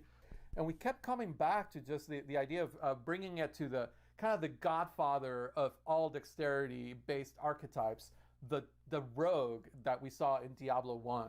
I mean, you got to be excited to have the rogue back. I mean, I know that like when we were exploring different classes, like you had talked about some of your experience with Diablo 1, right? Oh, for sure. So one of the things that's super cool is like the rogue was always able to adapt their playstyles. So fans of Diablo 1, Diablo 2 rogues will be able to create very archetypical rogues, starting with the weapon selection. On the melee weapon side, rogues can use swords and daggers, as well as bows and crossbows on the ranged side. You know, just those sort of dagger attacks mixed with bow attacks, it's like, it just looks great on screen. With all the classes having this real strong identity as far as the animations and what they do, you think about the druid and shape-shifting, or the barbarian with sort of, you know, his leap attacks. There's just all these great things that you discover with the rogue that you can't really do with other classes. I love that you can start cosmetically from such a iconic place where you're wearing the red armor, you kind of look like part of the sisterhood of the Sightless Eye from the original games. You know, you can maybe even add some tattoos into the mix, some scars, make that rogue your own.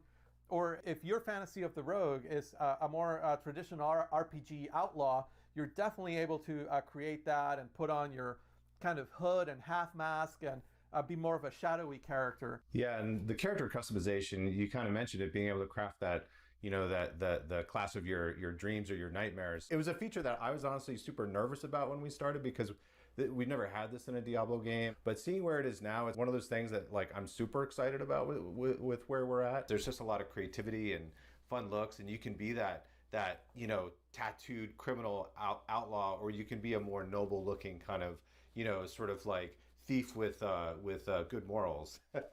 Well, one of the things that we kind of kept running with beyond just the cosmetics was customization. We had this niche to fill in the class lineup that spoke to the finesse player, to the dexterity player, and just that everyone's idea of what that could be was a little bit different, whether it leaned more on range or melee. But we took that a little bit of a step further. We really wanted to have each class in our game have that one thing that makes you go like, that's bullshit, when you see a player use it, and then makes you want to re-roll that class, because no other class gets it. For the rogue, it's the class specialization. The 3 specializations are combo points, Shadow Realm, and exploit weakness. I like Shadow Realm because I take the problem and I make it smaller. I mean, it's just, I just pull 3 guys into the Shadow Realm and duke it out, and then I come back in, I'm like, all right, smaller problem. I love the idea of exploit weakness. The way it works is during some of the enemy attacks, players will see an icon flash over the enemy's head, during which time they will get to retaliate with much more damage than an ordinary attack.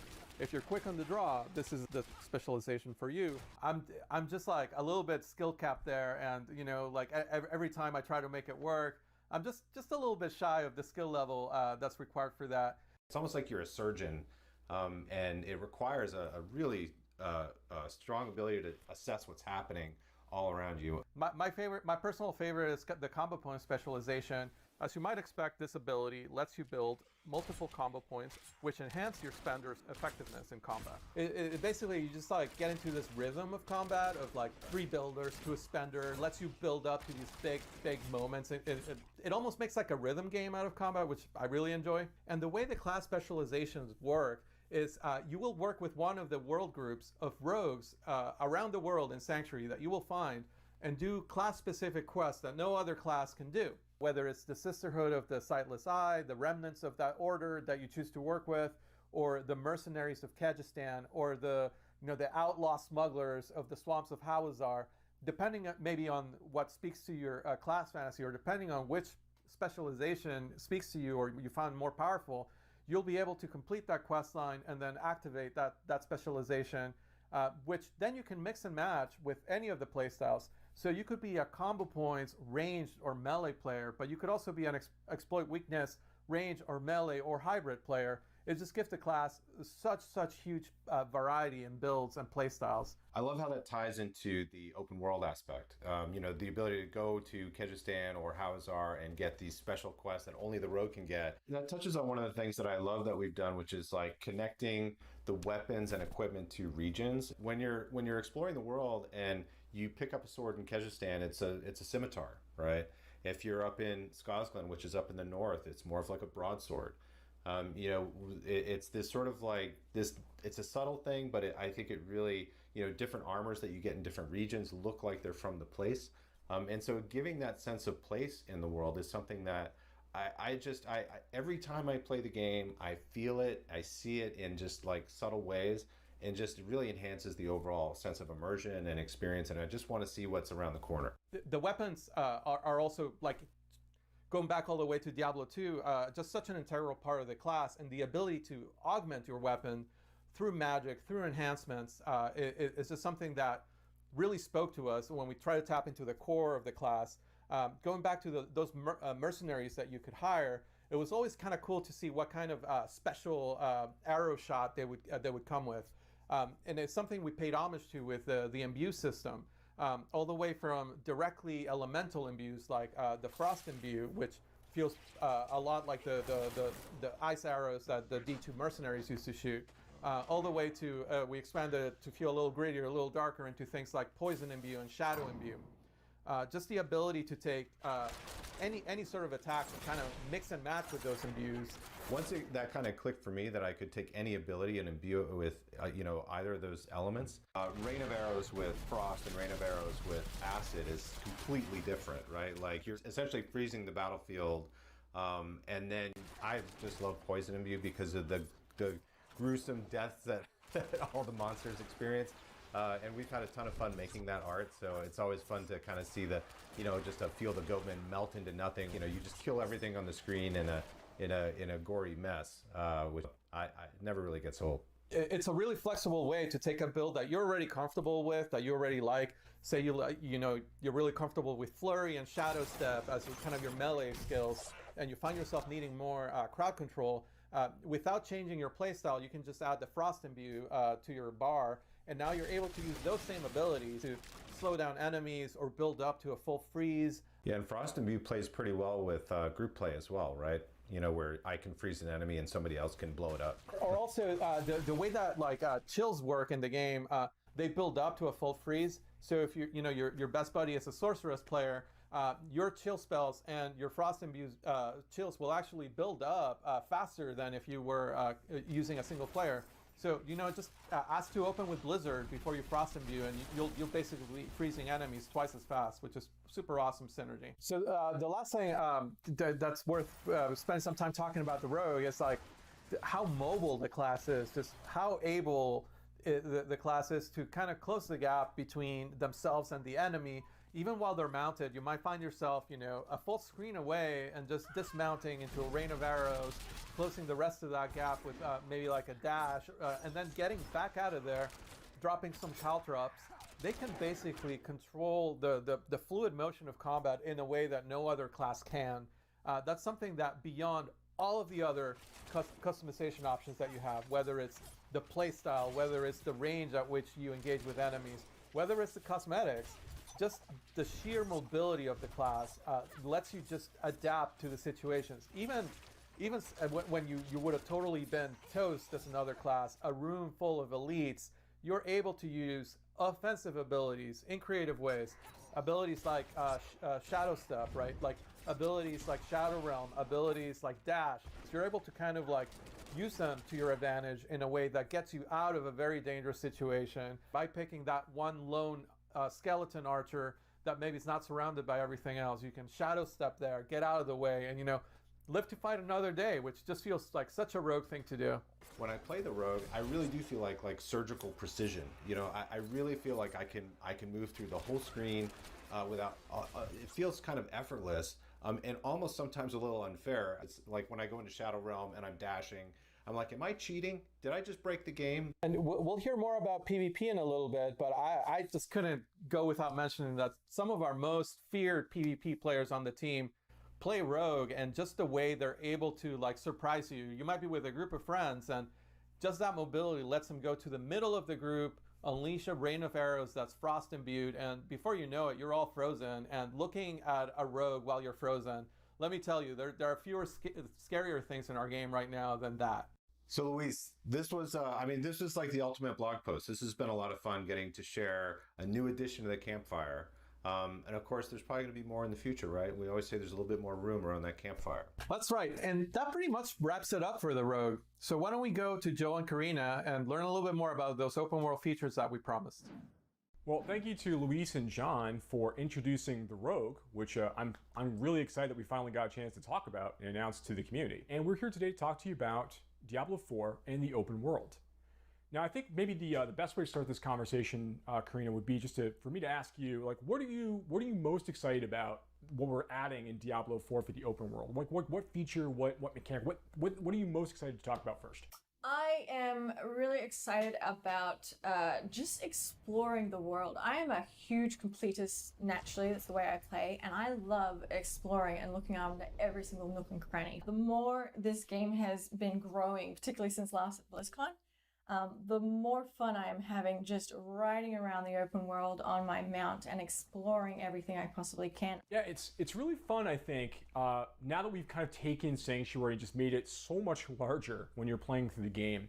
When you compare it to Diablo 3 or Diablo 2, there's tons of exploration and movement throughout the world in those games, obviously, but now that we've really been able to embrace the open world concept, we can really dive much deeper into how does Sanctuary actually all fit together, be able to ride from Skazglen to the Fractured Peaks, it's very, very interesting that way. One of the things about that I think is really neat is the collection aspect of mounts. So, there's all these horse breeds and other mounts you can find throughout the world, from completing puzzles or just finding hidden locations or slaying certain particular kinds of monsters. Find various horses or things to customize your horse with, like horse armor. There are hoof plates you can get and trophies to show off your accomplishments. There's lots of different ways to make sure that you can personalize your mount, make it really feel like it's your companion. Yeah, and it's really cool that, like you mentioned with the horseshoes, you get to actually change the speed at which your horse can run. And it's something I like, to be able to customize the horse to the type of gameplay that I like to enjoy as a player.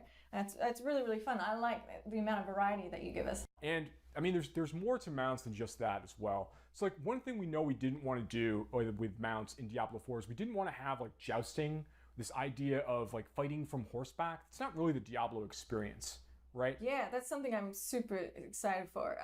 Like we showed last BlizzCon, we had the sorceress, we showed her dismount skill, Ice Dash, where she shoots forwards off her mount and destroys everything in her path. Well, with the rogue, we got to have a little bit more fun with it.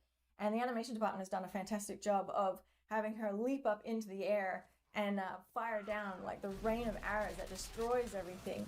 It's really, really cool. It feels really good. The idea of leaping from your saddle and just raining arrows down on your enemies as you pass by, getting down the fray and then starting to stab people and poison people, that is spot on what we're looking for. Being able to jump in, engage with enemies from your horse, and then just fight it out, duke it out using your skills and everything else like we want. It's interesting that your mount can't get damaged, but if a monster actually attacks you while you're mounted, you will actually be forced to dismount. So there is a flip side of actually judging for yourself when you do want to use that skill in order to prevent you from being forced off unintentionally. Yeah, there's definitely a little bit of gameplay there to make sure that you're using it in a way that is most appropriate to help you get where you're trying to go and also fight the monsters you want to fight. One of the things I'm most excited about for the open world right now is this feature we have called camps. So camps are basically these strongholds of evil out in the overworld. You got to remember that You know, decades ago, during the events of Reaper of Souls, you know, when Malthael rose to power, the Reapers killed like 9 out of 10 people throughout Sanctuary. Like a tremendous number of people passed away. Now there's a big power vacuum out here, you know, decades later. And these monsters have started to move into these places. Bandits, monsters, goatmen, all kinds of different creatures, skeletons, the undead, have started to like resurface and come back into these areas and start to take them for themselves. You, as the hero of Sanctuary, get to kind of wander through these spaces and begin to reclaim them for the people of Sanctuary. That's part of what makes them really, really neat. Each of them have their own story, they're their own unique fixed place in the world. Unlike quests are something that happens randomly in the world and you can come across them anyway. Camps are a permanent fixture that you as the player, when you come across that evil, you can actually have a real impact on the open world that everyone else can see, because once you have defeated that evil, one of the really fun things is that you basically unlock that camp and you make a new waypoint that previously didn't exist for yourself, but like suddenly all the marketplaces open up and now you have a blacksmith vendor in a location that previously didn't exist, which I think is really, really cool. Now, what we're looking at here, this was a village, the village of Karayisu, which now has fallen to ruins. You know, the people here in the Dry Steppes had a problem. The problem was there were bloodthirsty cannibals that dwelled nearby and would regularly raid their community. And the people had to come up with a solution. They weren't strong enough to defend themselves from these cannibals, so they made a dark bargain with a demon.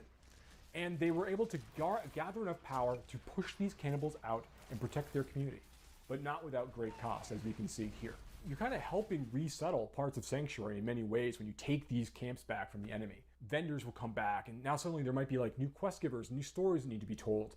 Dungeon entrances can appear in some of these places afterwards. Like there's all kinds of things that occur after you take over the camp and liberate it from these forces of darkness. And again, it's just so cool to see you permanently change the world as you find these places and kind of wander through and solve these problems. One of the other neat things about camps, and in general, like the overworld, just broadly speaking, is we have so many more opportunities now to kind of play with movement. It pushes the bar vertically as well as horizontally, and we now have been playing around with the idea of jumping across chasms to allow the player to get access to a location that they previously didn't have. There's all kinds of areas where players like find their own path, allowing them extra movement options they haven't had in previous Diablo games. We are also in a vertical top-down camera for the environment, and so it really breaks up the plane that you typically see as, like, not only as a developer, as an animator, but also as a player. There's such a huge variety of things that you can possibly do to mix it up and make things a little bit different. There's like certain puzzle elements to it. That it's not so straightforward and not always obvious. So it's not just a matter of running through the world and getting, to your goal. It's you have to think about it. Yeah, definitely. Now, Karina, I know that you're very excited about PvP. I'm a huge fan of PvP. I love the first time that we all actually had a chance to, as a whole team, play PvP, because the amount of feedback that generated, I think it took design like 3 days to go through it all.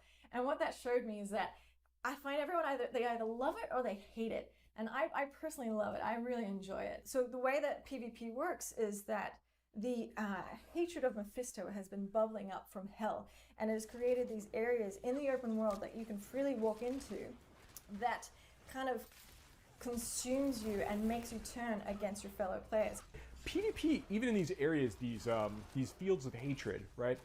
Even in these spaces, it's not like mandatory. So these are optional places players can choose to go to kind of collect shards of hatred that they can collect from like killing monsters, from completing events, opening chests, all kinds of ways to earn these things, not necessarily just killing players. And as you earn these shards of hatred, they're kind of in an unpurified state. They're in a basic state.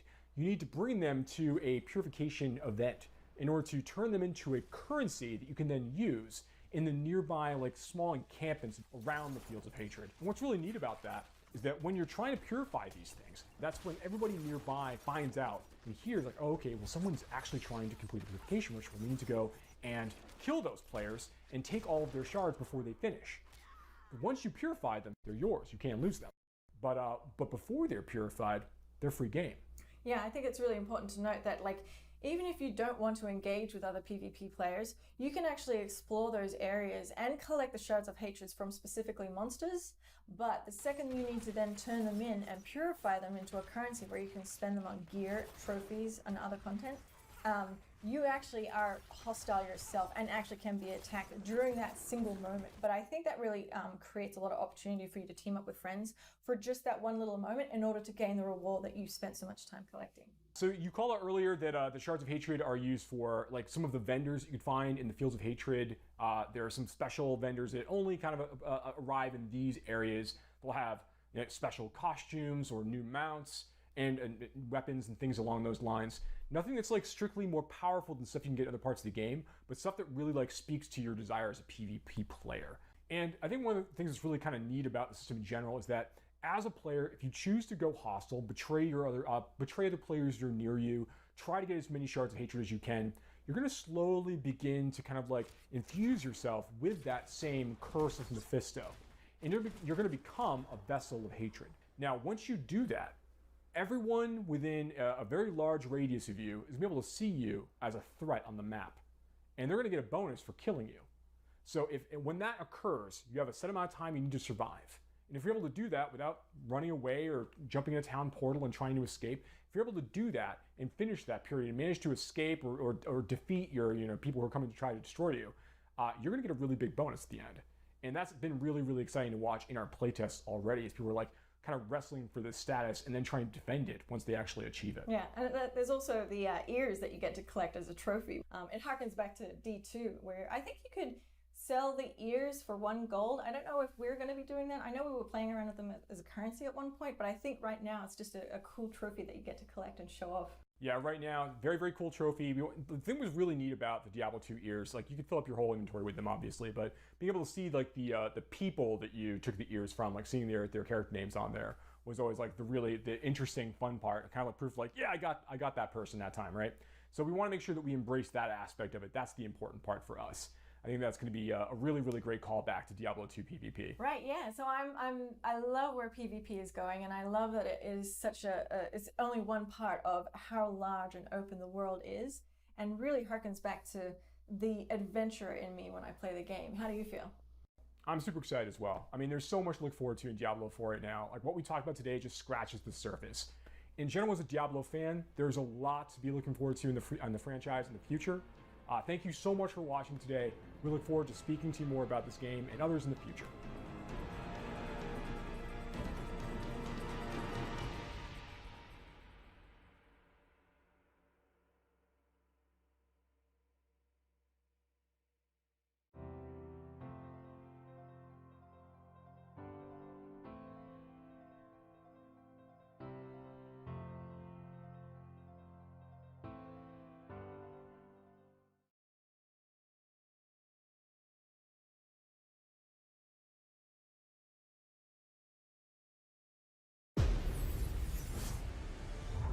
Welcome everybody to BlizzCon.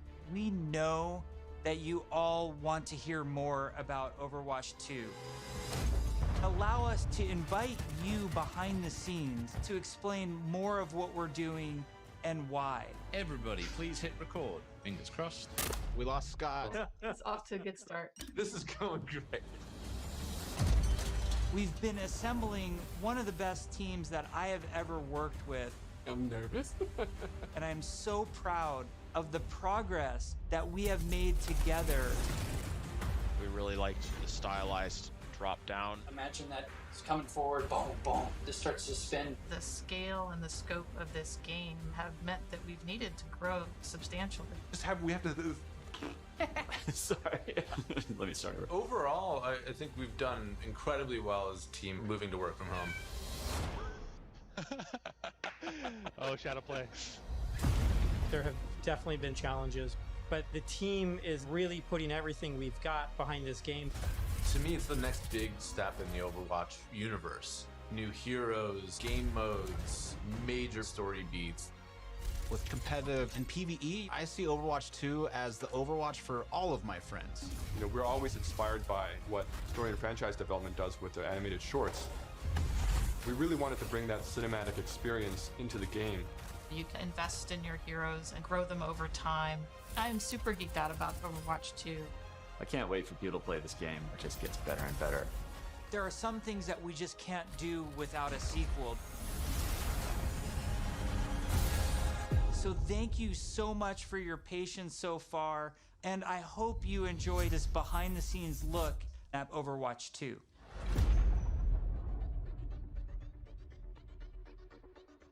All of our players at home, they want to see one of the new maps that we've never talked about before. Really? I can just talk about anything that I want to. Yes. You're serving this up to the guy that is like unintentionally leaked information in past interviews. You can do it officially now. Okay. So one of the maps that I'm most excited for in Overwatch 2 is our Rome map. We always want Overwatch to feel like this globe-trotting adventure for our players. So we're having a lot of fun coming up with the Overwatch version of Rome. We wanted a very romantic, sort of this powerful feeling of old world architecture. One of the most exciting things for me is the early building of these maps, where we get to sit down together with key people from the environment team, level designers, effects groups. We'll spend some time talking about moments in the game that we really want to see, like the Colosseum or a grand view of the hills of Rome in the backdrop. And then we'll go back and do a paint over, or we'll do a concept painting of certain things based on that. We try to draw inspiration from as many different sources as possible. For example, one of our environment artists had just taken a trip to Rome, and he returned with thousands of pictures and was so excited to work on a map set in Italy. There's a lot of ancient architecture in Rome that represents the empire that it used to be. So we brought some of that back. Some of the things that are destroyed in real life, we kind of rebuilt in a kind of an Overwatch style. It's one of the most beautiful pieces of environment art that I think we've made for the entire game, and it just absolutely took my breath away. Can we reveal more maps? Yes, Scott. Scott, why don't you have the honor? Why don't you reveal, like, is there an artified, like, let's pick an artified one. I know what map I want to talk about. It's the one that I just get super excited about. New York City. New York City is just an amazing Overwatch location. We're really striving to make it as authentic as possible while still putting this Overwatch spin on it. There's a lot of amazing buildings and architecture pieces that just, especially for artists, stands out a lot. And they usually use this kind of Art Deco style from the 1920s, 1950s. We started in an area that's a little bit like the Village. There's some smaller shops there. There's a fire station, little pizza places and things that people that are familiar with New York City will either recognize or maybe see the reference that we're trying to make with some of our different locations. It feels like something you haven't seen in other games before because it's uniquely Overwatch. Well, we should move on. Otherwise, we just have to reveal more maps. So we were talking about PvP. And, you know, one thing that I think is really interesting about PvP in Overwatch 2 is some of the philosophical changes we're making to the approach. PvP feels different and new. We're upgrading our combat feel. The roles are playing differently. When it comes to all new maps, it's a pretty big departure from where we are on live right now. So I can't wait to see where we end up with it by the time we launch this thing. We're also experimenting with the idea we call role passives, which are passive abilities that a hero can have based on what role they are. For example, currently in our internal builds, the tank heroes all have knockback reduction against them, and they also generate less ultimate charge for enemies that are shooting at them. Damage dealing heroes have a movement speed bonus, which is great for flanking around the map. And healing heroes, support heroes have automatic healing that kicks in after they haven't taken damage for a while, very similar to Mercy's passive, but a little bit of a lower rate. One of the more shocking changes that we've been exploring in Overwatch 2 PvP is a change to the tank role entirely. That's applied to all of the tanks. We want to try to make them more toe-to-toe brawlers and less characters that just stand back and protect other people. So for example, for Reinhardt, we've given him 2 charges of Fire Strike, so he can throw Fire Strikes a lot more aggressively and more often. Also his charge, he's able to cancel it now, and you can steer it more aggressively, so you can, not quite turn a corner, but you can definitely more accurately pin targets. And because you can cancel it, it allows you to use it much more aggressively and, you know, really go after those key targets without feeling like you're going to sacrifice, you know, all of your positioning, everything to get there. He's almost more terrifying now with this, to be able to unleash his full arsenal more often than kind of just being the guy with a shield. The changes to Reinhardt that we're trying, and they might not ship, that's just the reality, but the changes that we're trying right now are to try to embrace more of that instinct that players have when they want to play a big burly character that looks aggressive and feels like it should be aggressive.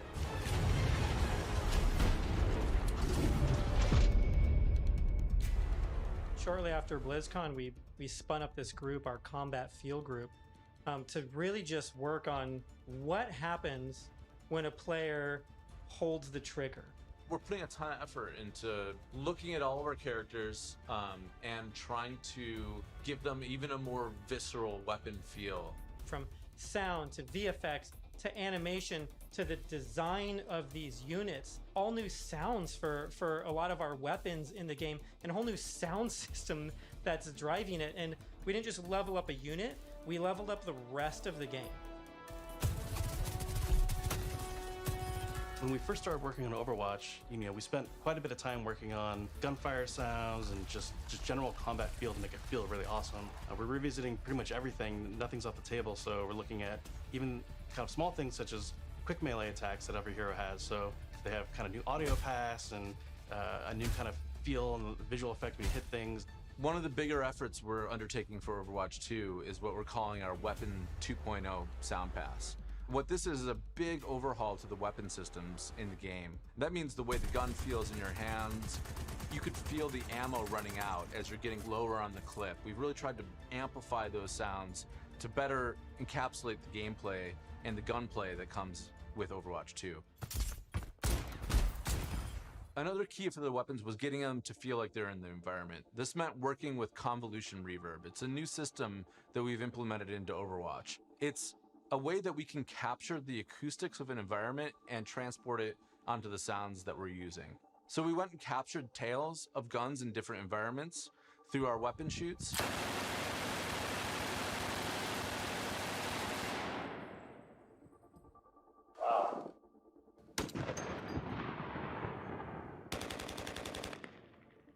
And then we've cut them and applied it so that we can support a lot more environments.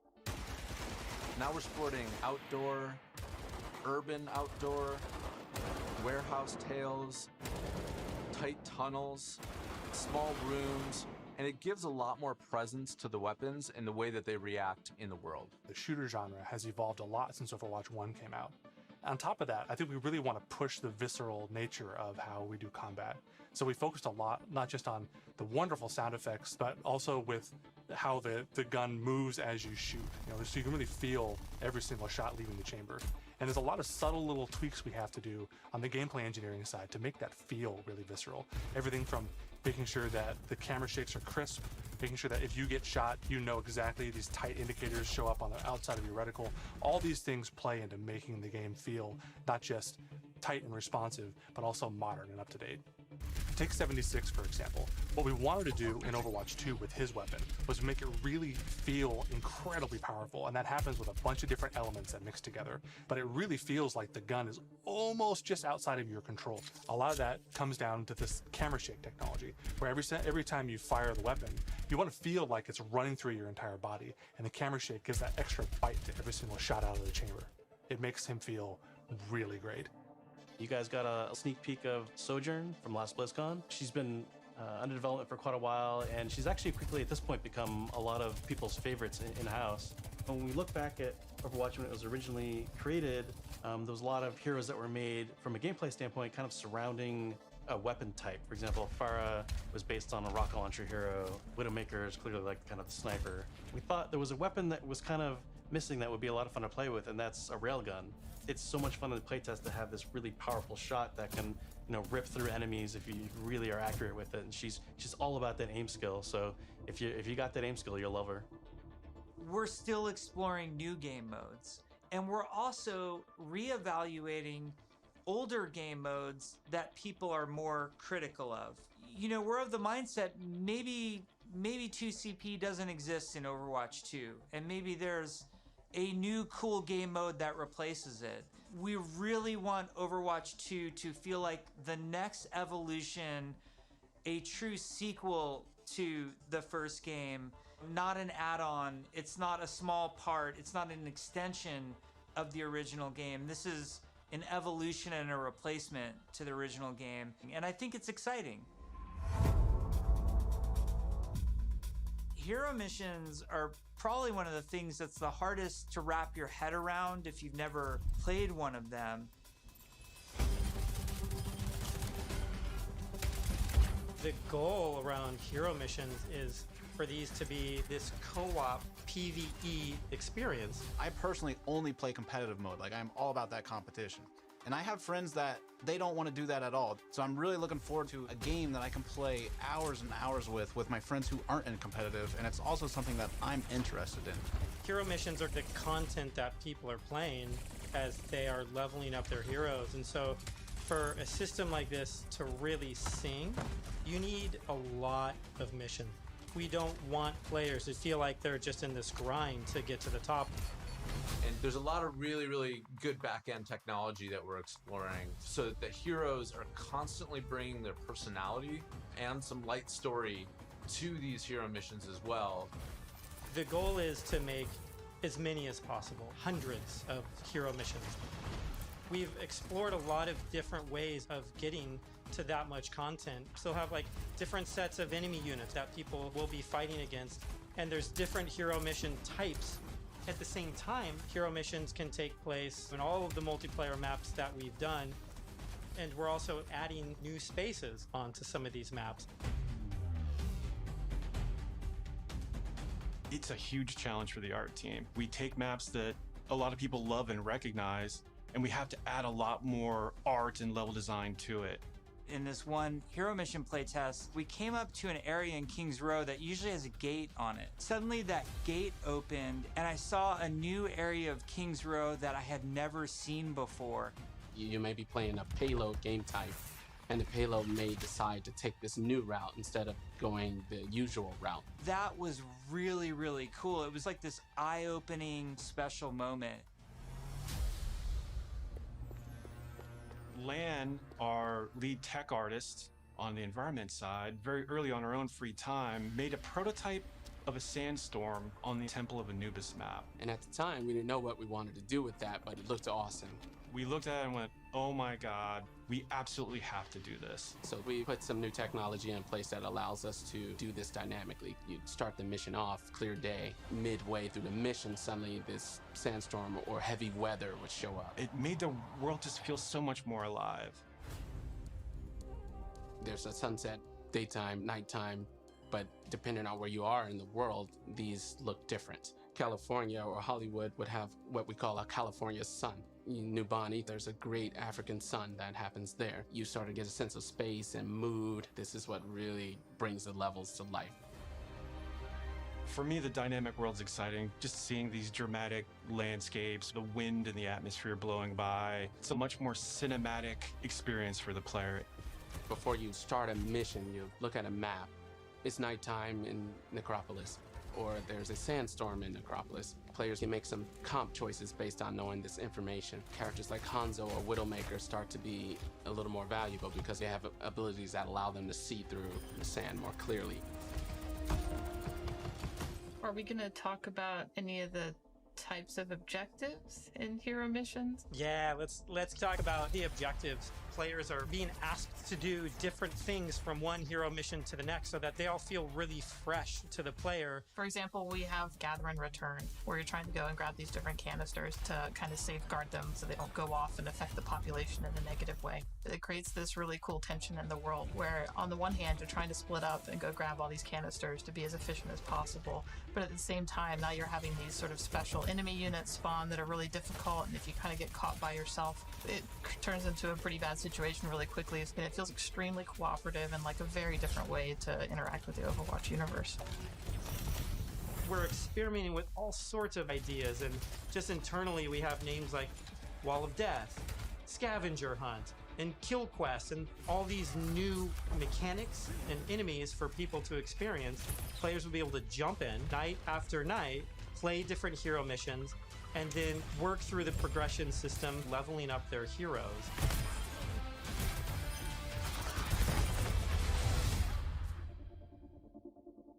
At BlizzCon in 2019, we started to talk about progression, and we showed the very early version of our talent system, which I think was really cool. We had that one talent where like May became the rolling snowball, which was a big hit. We've really blown that system out. I'm real excited about talents. You can play the same hero in so many different ways. Now with the skill tree, you can have fun every night doing different things and kind of experimenting. Yeah, the talent system is like really deep and rich, and every single hero has different trees. You might open up 76's tree, and as you're leveling and picking new talents, you're starting to feel your hero change. We've had some pretty hilarious versions of the healing one where his biotic field travels with him. It also repulses enemies. We called it the snowplow build, where 76 is like running through spaces, pushing enemies away from them. Designing these is super fun because it's like we get to break all the rules that we've sort of established for ourselves, and we get to really take the gloves off and do crazy things like Junkrat can dual wield grenade launchers, and we've had Mercy be able to area effect res their whole team at once at super long range through walls. It's been a ton of fun, kind of like mad scientists making all this stuff. You're all used to using these kind of kinetic weapons like Soldier 76's rifle or fire attack like what Reinhardt's Flame Strike does. As soon as you start to mutate these things with talents, all of a sudden maybe you're doing freeze damage or electrical damage. But it gives the animators a bunch of crazy opportunities. You know, the animations are going to change to show them freezing and shattering. And if you shock someone with a lightning attack, they can shake in place and stun, maybe chain to other enemies. All sorts of stuff to make you feel like you're controlling the battlefield in novel ways. As a huge RPG nerd myself, the first time I opened up the talent tree systems, it was like, oh my gosh, this is speaking my love language. Like, I just want to plan, and I want to see like where do I want to invest, and how am I going to play this character. Yes, it's so great. And you start at the bottom of the tree. Like, yes, oh my, exactly. Like Tracer gets to do what? Yeah. And then you start working and kind of planning how you're going to get down there. It's like, it's so fun.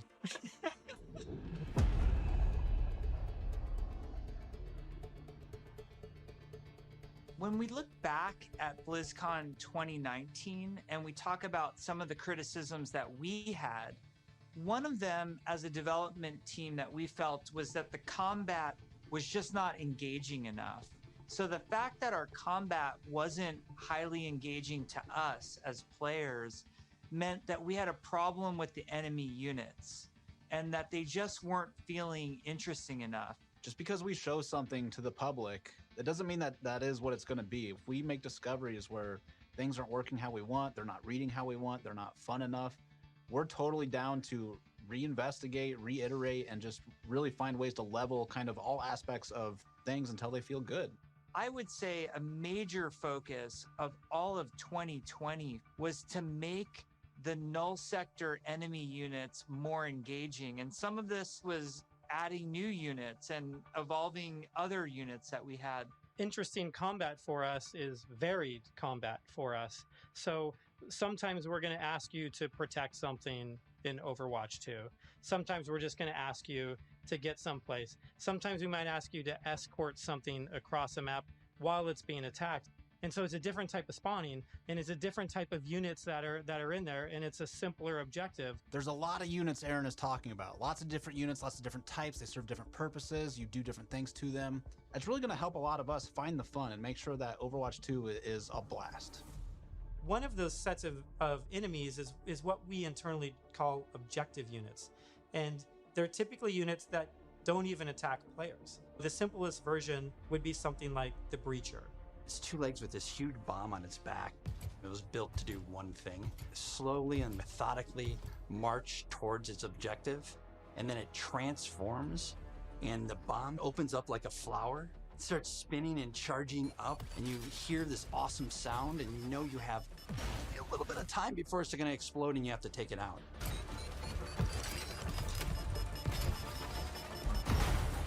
We have units like the slicers, which you guys have seen before. They're little, we call them the chickens, like little chicken snares. They're running really fast. You know, we have a guy we're experimenting with right now who flies and drops these bombs that create these kind of ever-expanding smoke fields that you have to escape from, but because they're super deadly. So you really get to use your mobility options to kind of escape that. There's things like the polar. You could be moving through these darker alleys, and as soon as you hear that polar spawn, it suddenly becomes like really spooky and kind of scary. This very tall, elegant-looking character that's blindfolded, 3 orbs that circle around her as her eyes, and we basically spun those orbs around her head as a big tell, launched them at the player, and then it activates this tractor beam, and it's bringing you in, and then you get this awesome like anticipation of the hair opening up so you know what's about to happen. One thing we've just recently been experimenting with is this idea of elite units. We didn't want the elite units to feel like they're just, oh, this guy's got double health and double damage. We want to make sure the elite units feel like they have different behaviors and have different attacks. So for example, an Omnic Grunt, normally he fires his gun, he dies pretty simply. If you fight elite grunts, his weapon fires in a burst fire pattern. It's very deadly if you're close. And if you manage to take them out, they don't just die right away. They instead can crawl on the ground towards you, and you try to back away because if they get to you, they can explode. Artillery at BlizzCon, we're all just staring at this, and we're like, what are we gonna do to level this up? One of the things we really felt wasn't coming through was the damage states. We intend for players to shoot these guns off, but currently it's not reading as something that can happen in the game easily. We changed the design, we changed the animation, and we go back and forth and just continually iterate. We decided, hey, you know what? We're gonna just delete half of these damage states, so now it's super readable.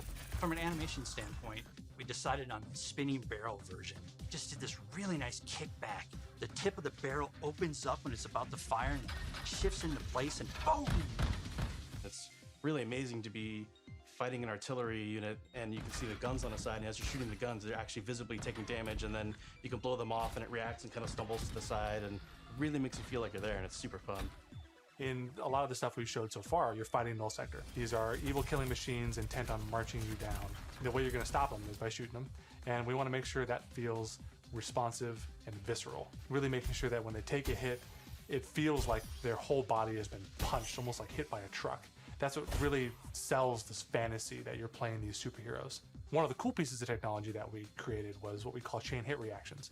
Oftentimes you'll find null sector bunched up, marching maybe a half a dozen units abreast. You expect if you shoot one, they're gonna knock into their buddies. So we make that happen. Turns out it's really fun too.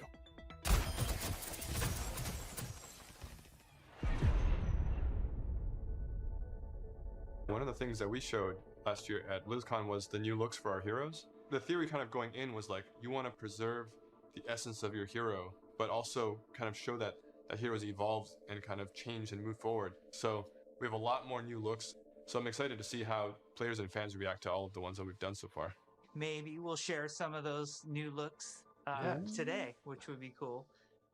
We're going to reveal McCree's new look for Overwatch 2 as well as Pharah. And we're really excited to show off some of our first villains with Reaper and Widowmaker. But first I wanted to talk a little bit about technical wear, kind of like technical clothing. What that really is using very techie fabrics, as well as having very intricate but functional straps designed in a way that is very aesthetically pleasing.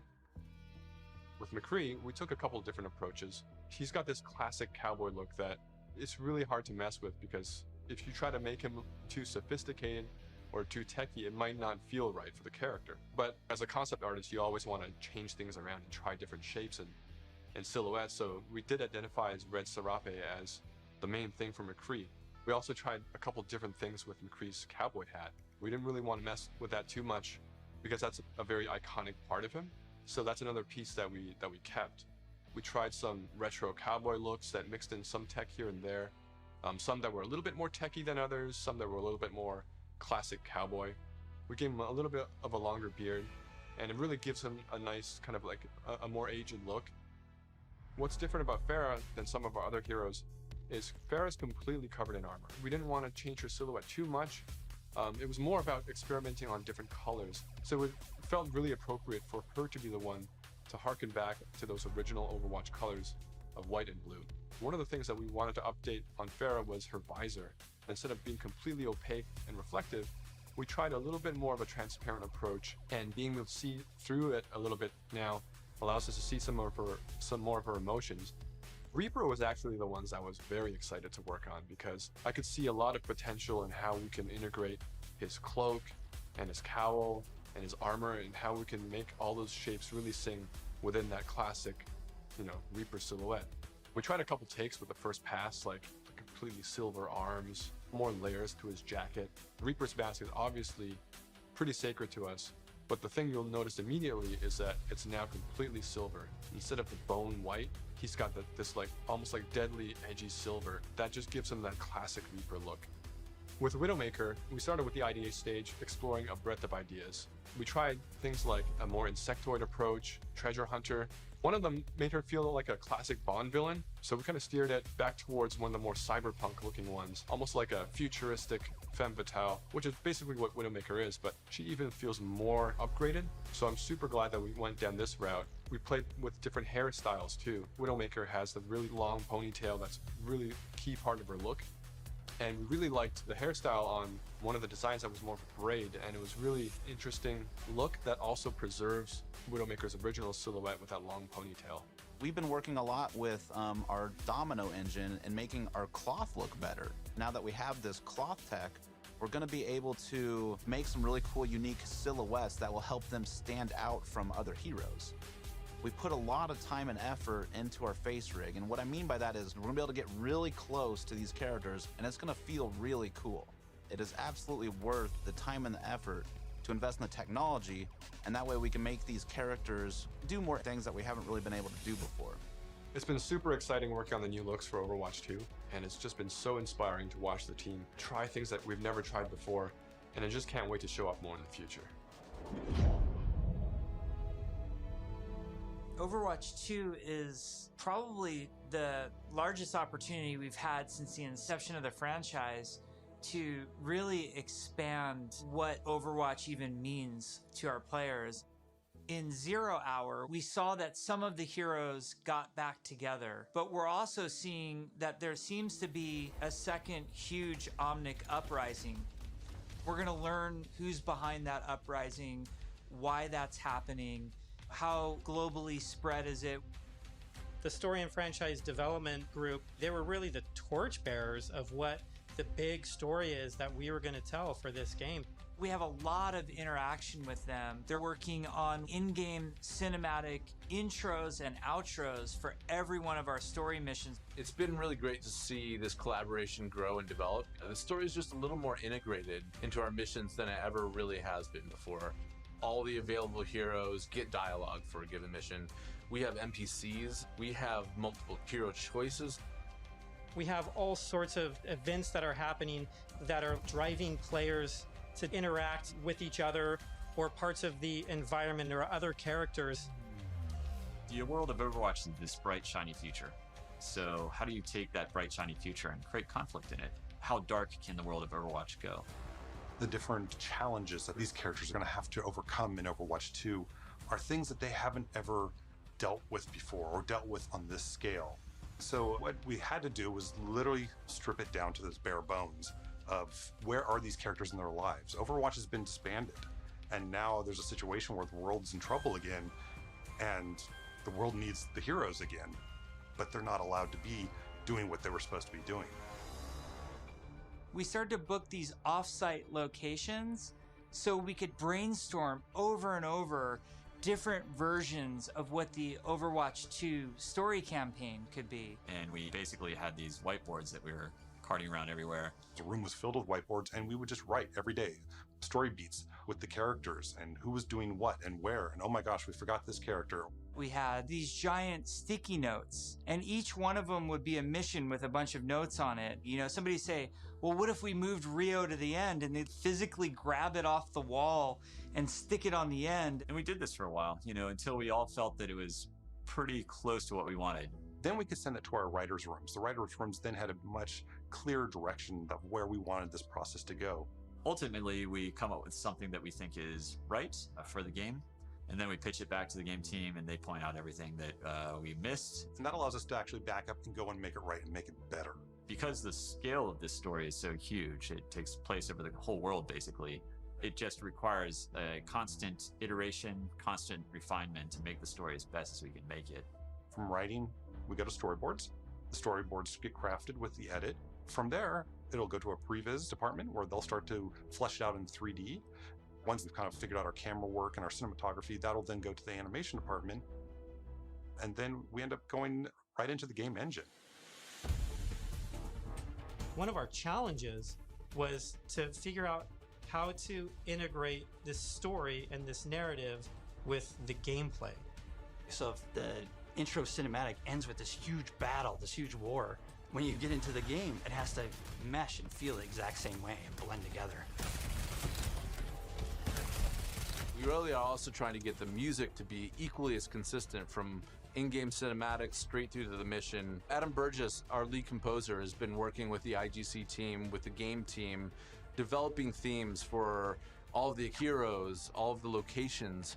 As the cinematic director, whatever we're crafting should never override the gameplay. We want to make sure that the player's experience going from the cinematic to the gameplay is seamless and it feels like a completely immersive experience. The engineers, we have to find a way to actually make that come to fruition. The choreo tool is a tool that allows people to coordinate different events to happen at the same time. Like in Rio, if you played our demo, one of the buildings explodes. And so that kind of event needs to happen as you're running by, and you need to have it timed, because if it blows up too early, then you don't see it.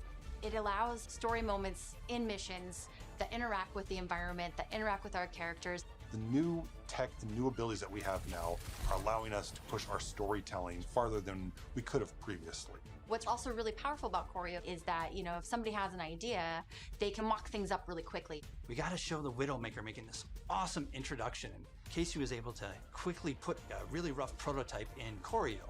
And Philip would come in and on the fly, he's making quick changes. They play tested something that would normally take weeks. It was done in like a matter of days. Each story mission has its own custom map built for it. And these maps are absolutely gigantic. India is one of our biggest maps, and it's a fun map because it has a few story beats that we've taken from recent comics and characters in the game. We've written a history for each city so that the cities feel lived in. And I think that informs the artists so that they know like what it is that the city has been through. Gothenburg was our chance to show Torbjorn's workshop. We created a space that kind of fits his height. So there's, step ladders and scalable tables. We designed the space as if we were Torbjorn. Molten steel is pouring out of walls. It's pretty epic when you walk into it. Toronto was under siege by Null Sector when the players arrive here. There's a dynamic snowstorm. So as you make your way through the level, the snow is slowly building up. Suddenly by the end, the characters are caught in this gigantic snowstorm and they must fight their way through. In Overwatch 2, we want to give you choice to be able to play this character or that character. So we're designing a lot of systems around how their relationships develop over the course of the story missions in the campaign. We have a cast of many characters, all on screen, all at the same time. And it's fantastic to actually see them all interacting and working together in ways that we've never actually seen. We've always thought about it and hoped for it, but now it's actually happening. It actually requires us to have a whole new branching dialogue system. If you happen to have Genji and Mercy in the second mission of the game, you might get different dialogue that's about their relationship. Our voice actors bring the characters to life in ways that everybody has fallen in love with, from inside Blizzard to the fans. Just to hear this collection of actors all together, all interacting, has been a real treat. Hammer down! I wish people could see how many people are involved when it comes to something like telling the story of Overwatch. It doesn't just come from a singular person, it comes from a group, and it's a really talented, fun group that all works together. We've been developing what we hope is one of the best stories ever. There's some key story moments that I'm really excited about, and I really can't wait to see how people react to it.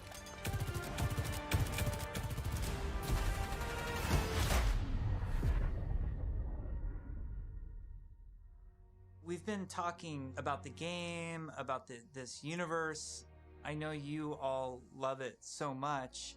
right now we can sit down and have a night of Overwatch 2 and have it be a really fun experience. And I think we need some more time till we can say it's perfectly polished in the way that we want it. We've made such incredible strides since we first announced this and showed it to the community at BlizzCon in 2019. The thing that I'm most excited about is that moment when we hand the game over to the players. We want to create something that really moves people, really touches people. That's why we do it. We create the game because we want it to become part of your life and for you to experience it. For Overwatch 2, we're upping the bar. It's kind of 5 games in one. It's a huge undertaking. The new tech and the new aesthetics for the new looks bring you closer to the characters that you love, and we're just getting started. The fidelity of the gameplay experience is much richer. We are making cinematics that push the boundary of what we can do to tell stories. We want this dynamic world. We want things to feel alive. I'm really looking forward to being able to expand the world of Overwatch for our players. We're really trying to tell this epic story. In order to make a game great, it takes time, energy, collaboration. We have just an incredibly professional team of designers and artists and engineers. We just love bringing this world to you guys. So many cool characters. It's just a blast working on it. Our goal is for Overwatch 2 to be the worthy successor to the first game, to be the next evolution, and to be a true sequel. We have big plans, so thank you for sticking with us. We're gonna cross the finish line, and I know it's gonna be awesome. I hope people just end up loving playing it over and over. That's what we want to try and capture. I'm jumping in, I'm playing, let's go be heroes.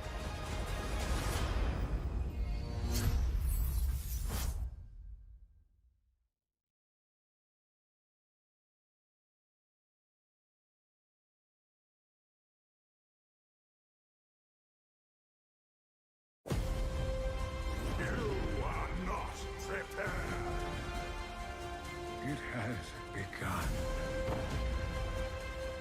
It's a battle.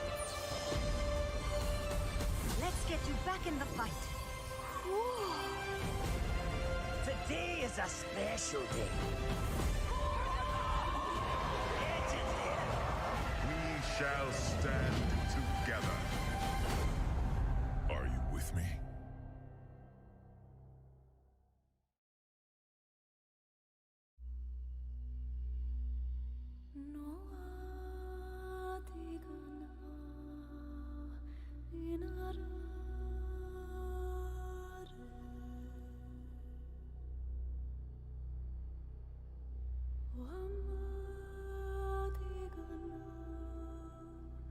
All right, we're gonna watch the video sent to us.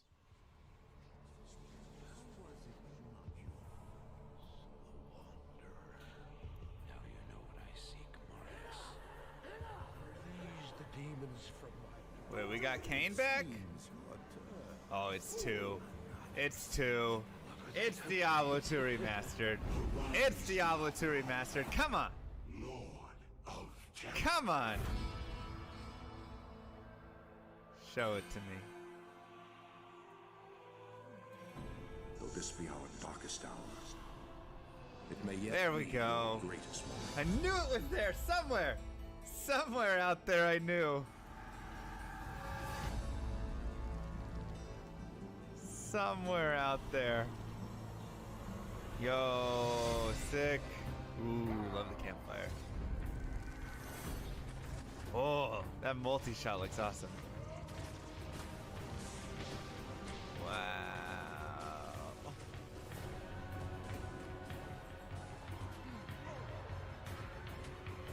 Yo.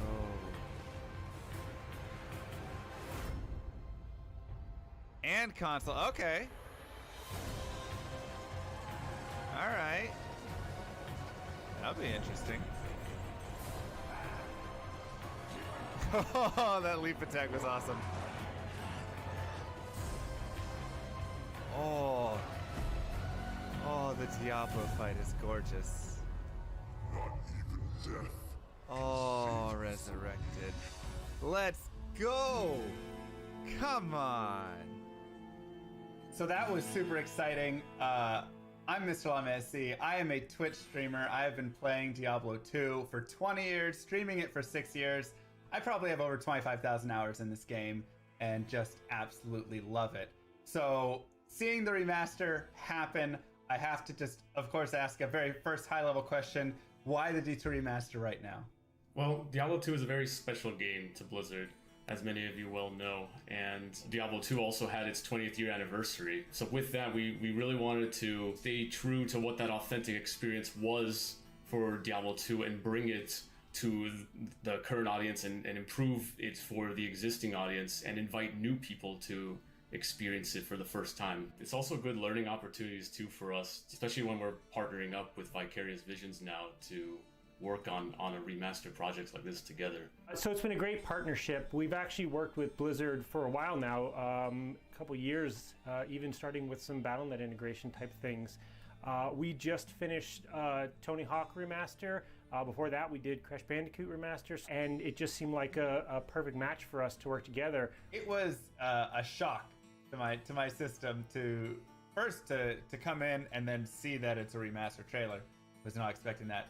But then to see the complete shift in the design and the art and everything, and I'd really love to hear more about how you came up with the process for how you want to remaster the look of it, right? How you wanted it to visually exist. And I'd love to bring in Chris Amaral to talk about some of that. Chris, can you discuss a little bit of the philosophy and the design decisions around this remaster? So luckily we had a ton of good inspiration from the original D2 art. Our primary focus is always nostalgia, right? We want to make sure we focus on getting this right and deliver an authentic experience that players remembered from 20 years ago. Every choice we make with the art, with the models, with the environments should really ignite that nostalgia and then reinforce that emotional connection from the original game. But then we came up with like a 70-30 visual guide. 70% is basically the classic. This is where we don't touch. We don't touch what works, right? We want to maintain those iconic shapes, colors, tones. Everything should be one-to-one and faithful to the original. We want things to feel authentic and preserve those original designs. With the 30% new, that's kind of like where we're going to elevate that art. Every change we make should really signify that step forward visually. I also noticed that the game was 3D, and can you talk a little bit about the discussion or how you moved and some challenges moving from 2D to 3D? Well, I mean, evolving from a 2D sprite game, like a 2D image game, to a 3D is very challenging. We basically had to write a complete new PBR renderer, so a physically based renderer on top of the old game logic.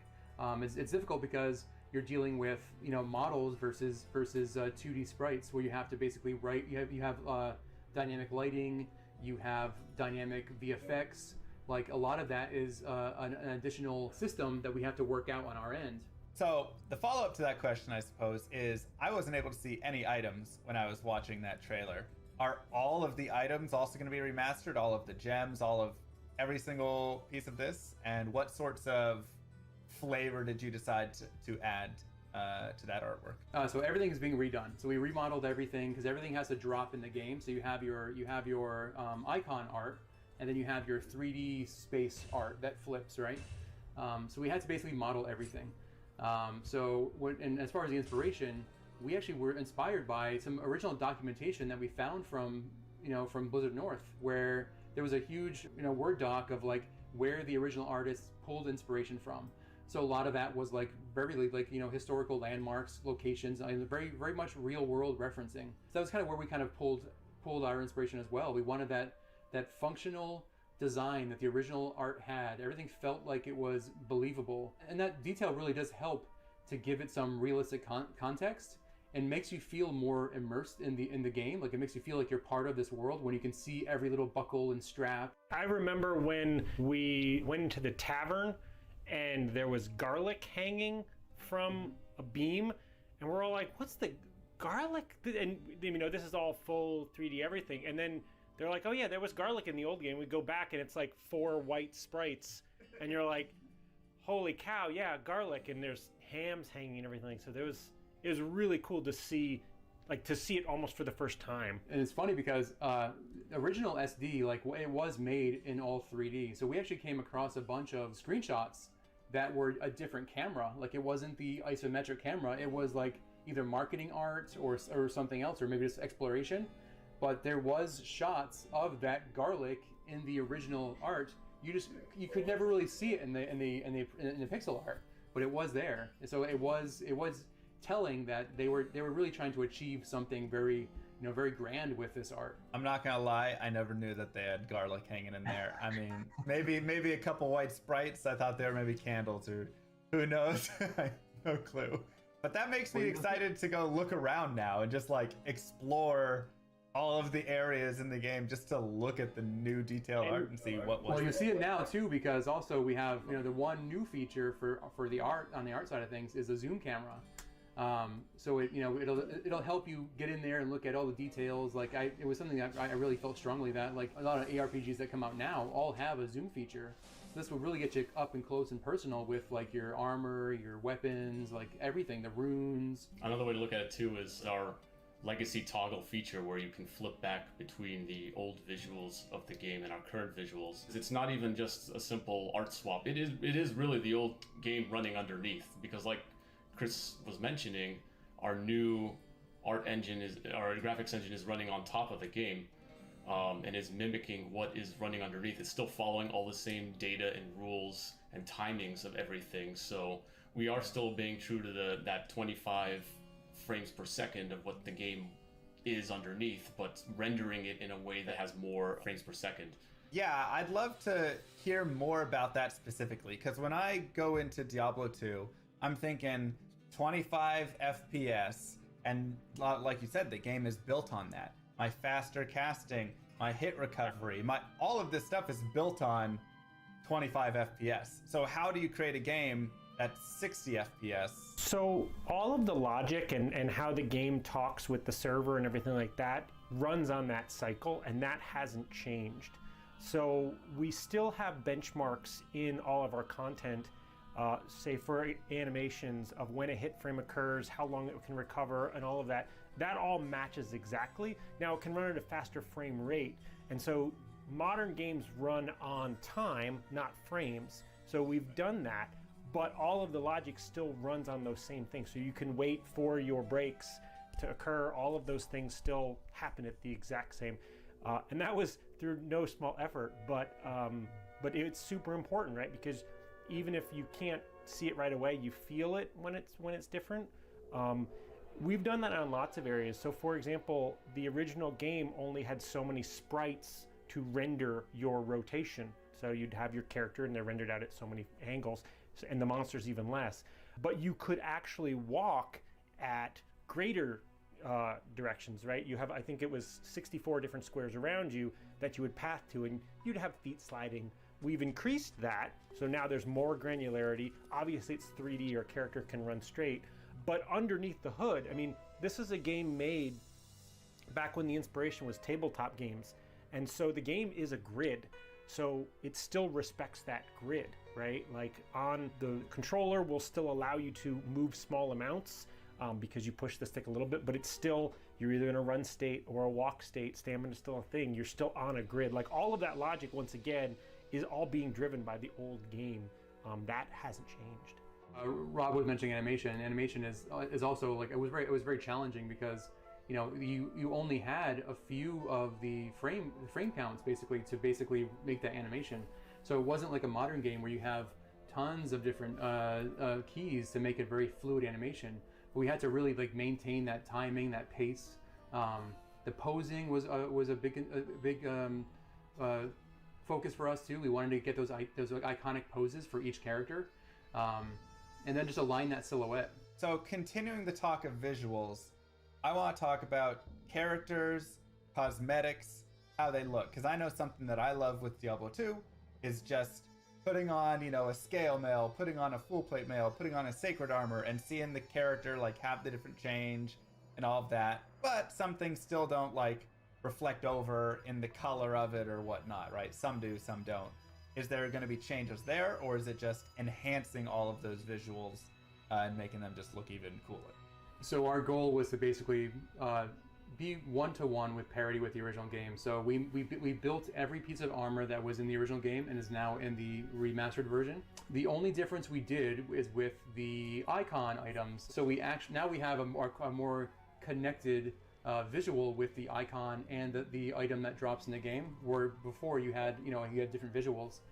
That's really the only thing we pushed on as far as modernization. Yeah, so like shields or weapons, a lot of the unique items that you find in the game had special kind of icon arts, right? And that is something we're actually going to be showing on your character in the new visuals. That definitely excites me. I think that's something a lot of people would love to see, a lance guard and have the cool stuff actually on their character there. It will be the same model you see on those icons. Are we going to see remastering of the cinematics in the game?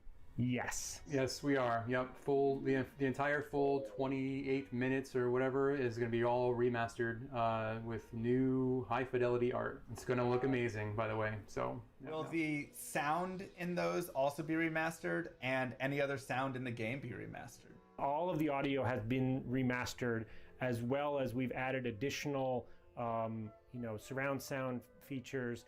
There's more ambient. There's more effects going on.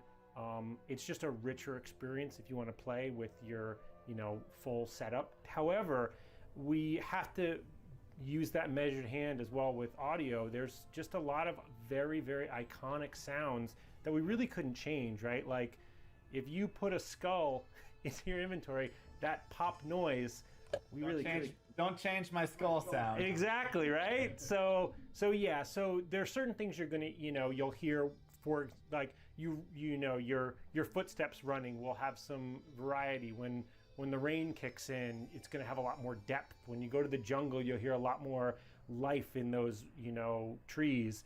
But yeah, there's just some sounds we couldn't mess with, right? With Blizzard, when we're creating new games, one of our design philosophies is to what we call find the fun. And when we were looking at D2 again, we very much felt like the fun is still there. So it's actually one of our core pillars for Diablo 2 Resurrected specifically was to keep the fun and keep it at its core. And because of that, we're looking at it more as a remaster at that point, and like what can we do based on what the community wants or what features naturally are necessary for making this game run on modern day systems and things like that.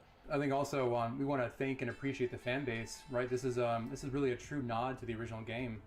We want to preserve that game and the structure of that game as much as we can. And if we went with the remake, it would be a completely different game. So I think that was the reason why we chose this. Speaking, from my experience or from some of my community's experience and the discussions we've had, we definitely felt like with Diablo 2, a remaster just seemed like the way to go, because there's so many, like you said, there's so many of those tiny details within the game that overall, when you add them up, create such a big part of the experience of the game. And remaking that into a new game could be a challenge, and could also be a challenge in keeping the fun of the game in that way. I kind of look at it a little bit like StarCraft Brood War, which also had a remaster, and how it's like a lot of the pathing bugs and the duds from the Reavers and all of these things in the game that were kind of awful are what make the game beautiful and what make the game super balanced. And if you were to go and remake it and remove some of those issues, it would change how the whole entire game plays. And so I felt like with Diablo 2, that's kind of the same idea, right? You got to keep some of those difficult details, because then it ends up creating the overall experience that we all know and love. Yeah, we also felt that, for a game during its time back in 2000, based on limitations, or everyone was still looking at strategy guides or just limited internets, it led to that kind of typical game design you see, where there was a lot of mystery, discovery. So we felt like that was another part of part of keeping the fun, which was to maintain that discovery of the game as well. So speaking to maintaining and possibly changing, what are the pieces that did end up staying the same? Or if it's easier to explain the other way, what are the pieces that were really changed to bring this remaster to life? So at its core, we want it to still be the same. So right away, things like the balance, the monsters you see on the spawn rates, item drops, and things like that are the same. And what we're doing is trying to take any of the rough edges you see, compatibility issues, resolution issues, and obviously the art, improving the arts as well. All these kinds of things you come to know from a remaster, but still maintaining very much what the game is. So, and when it comes to the features we added, this is probably the biggest area where we scrutinize so much is this addition straying too much? You know, does it still create the same gameplay experience and other things like that? So things like a shared stash, we know people use mule characters, right? And so adding a shared stash we felt was the right choice when it Wait, we have a shared stash? We have a shared stash. Yeah. We have a shared stash. Oh, thank God. Now the way that the shared stash works is there are rules, right? You can't have your ladder characters mixing a stash with a non-ladder character, and you can have your offline characters, you know, can't use your online. But for the most part, we're like, people do this anyway with a mule character, so it's okay to give them this feature. That is like the greatest feature that you could add, because there's nothing worse than opening up the game, going in, dropping all your GG items to mule them over because you've run out of space, and then not being able to log back in, or the game's not created, or it didn't perm in time, and losing all of your gear, or trying to find someone to help you transfer your gear over, because, oh my gosh, a shared stash is amazing. Thank you so much. That's such a help. Like I said, maintaining the core was a thing, but the other aspect of it was to see where we can improve, right? So the shared stash is one of them, because we saw it as a very common concern, especially around muling, which people had workarounds anyway, right? So that is one thing.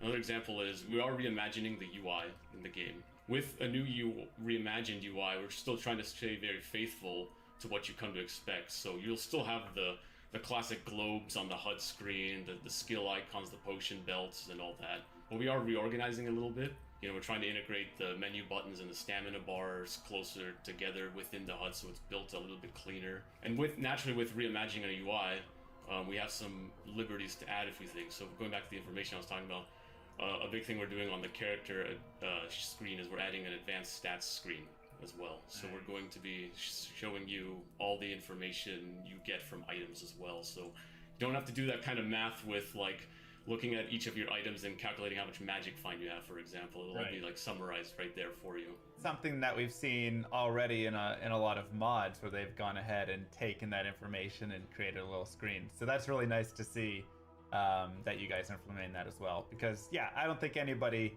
like sitting down and counting up the magic find of every specific item, you know, and all of their charms and all of everything to figure out what is the number, how much do I have. We've also added auto gold, so you can opt in. It is a feature you can turn off, which is one of the things we have to be careful of. You know, a handful of other things where we're like, if you want this, you can turn it on, but you can also keep it off. This was actually something that we started looking into when we were adding controller support.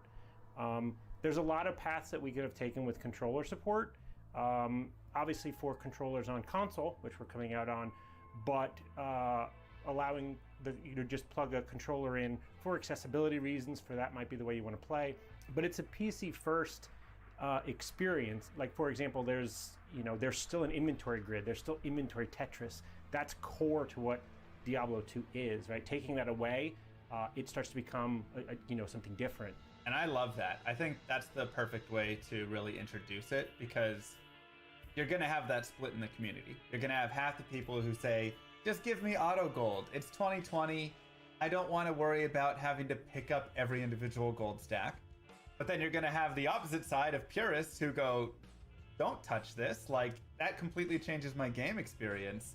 And, you know, if I'm speedrunning through the game or playing through whatever, I want to be able to go over and pick up the gold stacks and take that time, and that's more a part of the Diablo 2 experience for me. I want to jump back to features in a second, but before we do, you just brought up console play, and I feel like we have to jump into console, the decision for console, and how you're gonna make that work. You already talked a little bit about like auto gold, having that to be a little more accessible. But when I think of Diablo 2, I think of a mouse going and clicking everywhere and how does this work on a console? To say it wasn't a challenge would be a bold lie. So there's a couple things. For the most part, the game thinks you're still using a keyboard and mouse with a controller. That was almost a rule we kept, that helped keep us on the rails, because we didn't want to be sacrificing once again that authentic experience. But we did want to make it more accessible, bring it to a modern audience. I mean, there are people who were born after this game came out that we want them to enjoy it and play it. And a lot of those people are used to, just more modern titles that could use a controller. Also, from an accessibility of just allowing you to plug in a controller helps for many other people to get to enjoy the game. The biggest thing I think that the two big things we'll say. One is you're changing the way you play the game from being kind of an eye in the sky and telling your hero what to do by clicking on areas to actually being your character and directing them. So pathfinding is gone, right? Because you're doing the pathfinding and things like that, which creates some very interesting things. For example, the sorceress's teleport is meant to teleport to wherever you click. So in that area, when you're playing on the console, we will have a kind of a default distance that you will teleport to. Whereas on the PC, you can click wherever you want. Same with Barbarian's Leap, although that one's interesting because it levels. But it's become a very, very fun challenge. Like, I'm a necromancer and I need to target an item on the ground that has a certain keyword. It's working so far, but you guys will be the ultimate judge of that. Yeah, we've had a lot of talks back and forth, play testing and things like that. A big challenge we had too was categorizing, all those 300 character skills to see how each of them really play, to see what challenges there were. And yeah, like Rob mentions, the Necromancer Iron Golem is a favorite of ours to continuously talk about because of the various ways it can target. Also, like a Sorcerer's Telekinesis is another example. Watching the trailer, we see the assassin and druid at the campfire. We see a druid casting tornado. I have to ask though, even still, this includes Lord of Destruction, right? This is going to be a full encompassing remaster and not just classic or just a piece? That's correct. Yeah, we are going to be including both the base Diablo 2 and the expansion Lord of Destruction as well. And we're even keeping the mode of playing non-expansion character as well, right? So you could still play a classic barbarian, for example, and things like that. Okay, awesome. Because that was something I was also going to ask was, will there be classic mode? Because once again, when you go to the purist, you always have the people that go back all the way and they're like, classic is pure and that's it, and I won't play anything else. Yeah, it was very much a mode we wanted to keep. Even based on popularity, it might not be as much, but it's still a part of the game, and it still leads to interesting ways of playing too, right? A lot of it's even data driven too, so like a lot of the reasons to keep it were pretty clear to us. Like, let's make sure we're not taking something away from this remaster. I'd love to go ahead and start talking about some of the other features, or continue talking about some of the other features that you had mentioned before, because hearing each of these already has gotten me so excited for this game.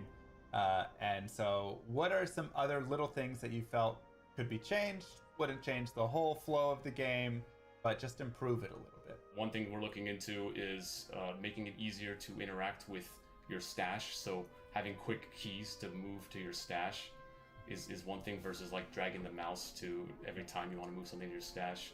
Other things we're looking at as well are like an item comparison tooltip. So in case you're looking at some other item, you can hold shift or whatever controller button is mapped, and then you can see what equipped items you have just for quick glances, things like that. The item comparison is a great example of us adding it, but added it with a measured hand. So we don't suggest any gear for anybody. The gear in Diablo 2 is so quirky and different, and every class can use everything, that us recommending things like that actually was more confusing to people. So you hold shift and it's like, here's what you got equipped, here's what it is. I think that's the great way to do it with Diablo 2, because I agree. I mean, I think that's one of the best parts about Diablo 2. The items are so fantastic, so unique in their own design, that it would be near impossible to have a tooltip that could actually recommend one or the other, you know, because it's all so unique to every situation and character and skill build and everything. We added 5 more languages, so that's a feature to a lot of people who speak those other languages. The whole front end is pretty much modernized now, so your character is much bigger front and center right in the beginning, and you'll have a backdrop of whatever act you're in. So that's all been streamlined. You can still, you know, play online or offline, but that flow has been improved. So what are your favorite changes that each of you have within the game so far? There's a lot of fun. It's fun to see a lot of the art come to life with our new visuals. So for me, one of the things I've been waiting for since like first starting on this game was to see that character creation campfire scene come to life in our new arts, and I'm really happy to see how far it's progressed, and I love seeing that. It's just such an iconic moment. It's the first thing you really see in the game before you get started, and it's amazing. Can I say all the art? No, I'm just kidding. So we added, like Rob mentioned, we added like an act-specific screen in the front end, and it's basically this large screen where we have like a diorama of each act. And it's amazing to see because it feels like you're really there. Like you can see the detail, you can see every aspect of the scene, and like it just has that very immersive feeling to it. So that's probably my favorite part. I think mine is a little bit more squishy. I think our game has gotten a little scarier. I think that there are certain areas in the game where just the way that the 3D lighting is and the way the sound is, and I play it on a big screen TV sometimes, and just it feels scarier, it feels creepier, a little more claustrophobic in certain areas. That's not just one feature, there's a lot of things going on there, but I think it's really, really cool. I would like to hope that had the original creators had the tools we have today, it's the experience they would have wanted to make. Yeah, I think the lighting really helps with that too, because we're a 3D game. That's one of the biggest differences between the original games. So what the game had before with the sprites, with 3D models built into sprites, was not a true real-time lighting system. So because we're pushing that with a 3D graphics engine running on top of the game and getting actual 3D lighting inside of those kinds of caverns and corridors makes for a very interesting experience now, because it just feels more immersive with having light react around you like that. Yeah, I would definitely say, I mean, I've only seen the trailer piece you sent me, but even from that, just seeing like down in the tunnels or the sewers, or any of those like you said, cavern dungeonous zones, the lighting, it was darker and brighter, and then things like the skeletons with the fire, it just had like this different, I agree, creepier feel. So I haven't seen much more than, or anything more than you guys showed me, but there was definitely a different feel to the game, and I loved the fire the most. I think just watching like the sorceress meteor was like gorgeous. Fire and lightning, once we got all the effects up and running, that was definitely a couple of times where we would be just in a review and we're like, oh, like, and 10 minutes would go by and we're like, oh crap, we had a meeting, we were just playing now.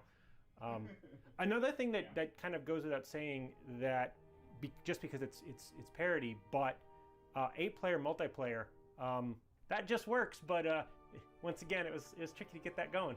So with multiplayer, are there going to be any changes, any differences in there from PvP to trading to how players interact? Units blocking each other. I mean, all sorts of stuff. So with multiplayer, we want to keep all the features you've known and loved there. So PvP will still be there, down to like opening the party window and engaging hostility. Trading is still going to function the same as you know. You can go into games, trade items, or talk in chat channels and things like that. Areas of improvement, though, like I said, going back to my mentioning of reimagining a lot of the UI, improvements to the battlement lobby. So we're trying to look at some things like improving like how you browse server games.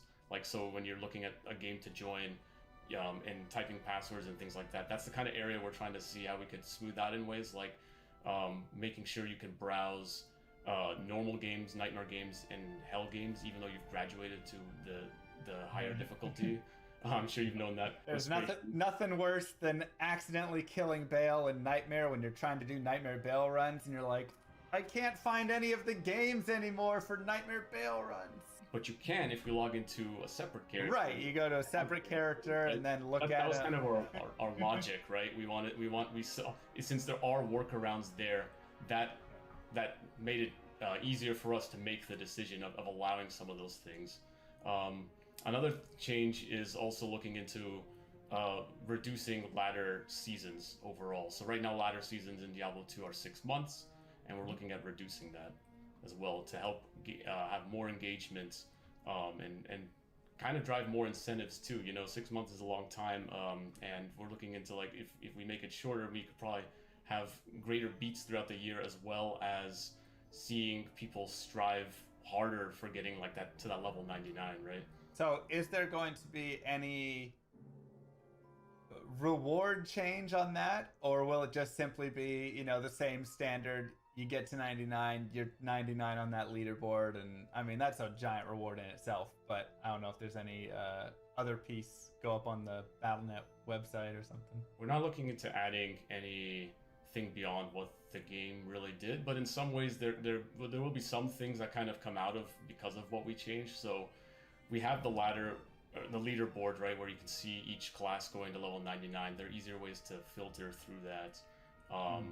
And we're also looking into saving that, right? So you can always look back to previous seasons as well. So in a way, we're creating that kind of legacy now that has kind of been dropped from the past. So that's one advantage, is your names could be there in the legacy if you're looking in the past. I mean, I think that would be cool enough. Just anything to keep it there as like forever. Like this was season 1, season 2, Like that's when I got my 89. Because I know a lot of people like to go and reflect kind of on their old characters and pushes and stuff like that. Character expiration will not be a thing anymore, by the way.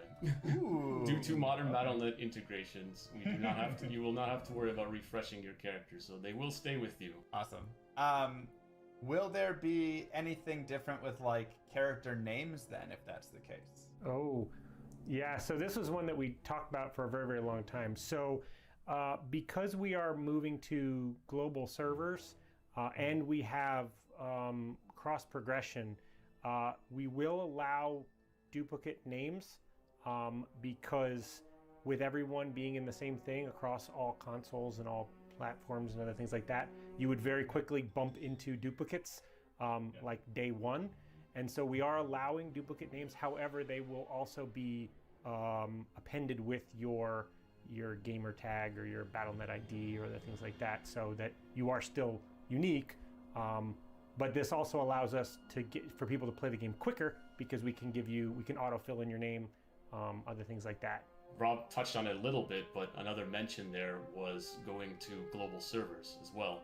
So this is a new thing we're doing, where the concept of US West, US East, Asia regions, and EU are no longer going to be a thing in terms of like being on separated servers. So now, for the push for a global play with Diablo 2, you can now be able to join across people around the world. I think that's a fantastic change. That's always been one of the like saddest parts, is like they're on EU and I'm on, US East, and then my other friend's on US West, and it's like, how do we get us all together?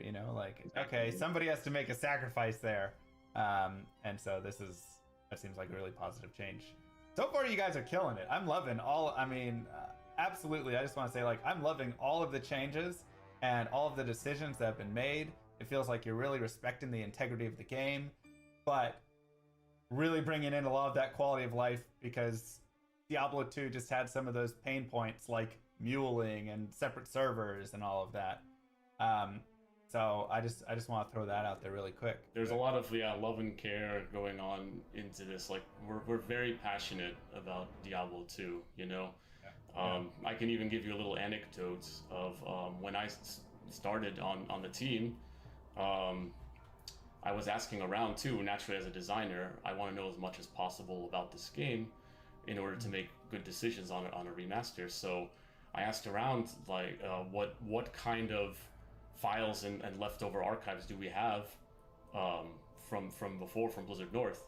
And I was told, like, I was given some, and like this, I was told that was it, which I quickly disbelieved because I like to just do my own little digging arounds to find out things. So I dug around a lot in a lot of archives, and I looked around in different teams as well, because naturally a game from 20 years ago, people have moved on different teams, and like where has data moved around across our other games across Blizzard. So it was within folders, I like to say, that I found a lot of old source files from Diablo 2. A lot of things, like within folders of saying stuff we should archive.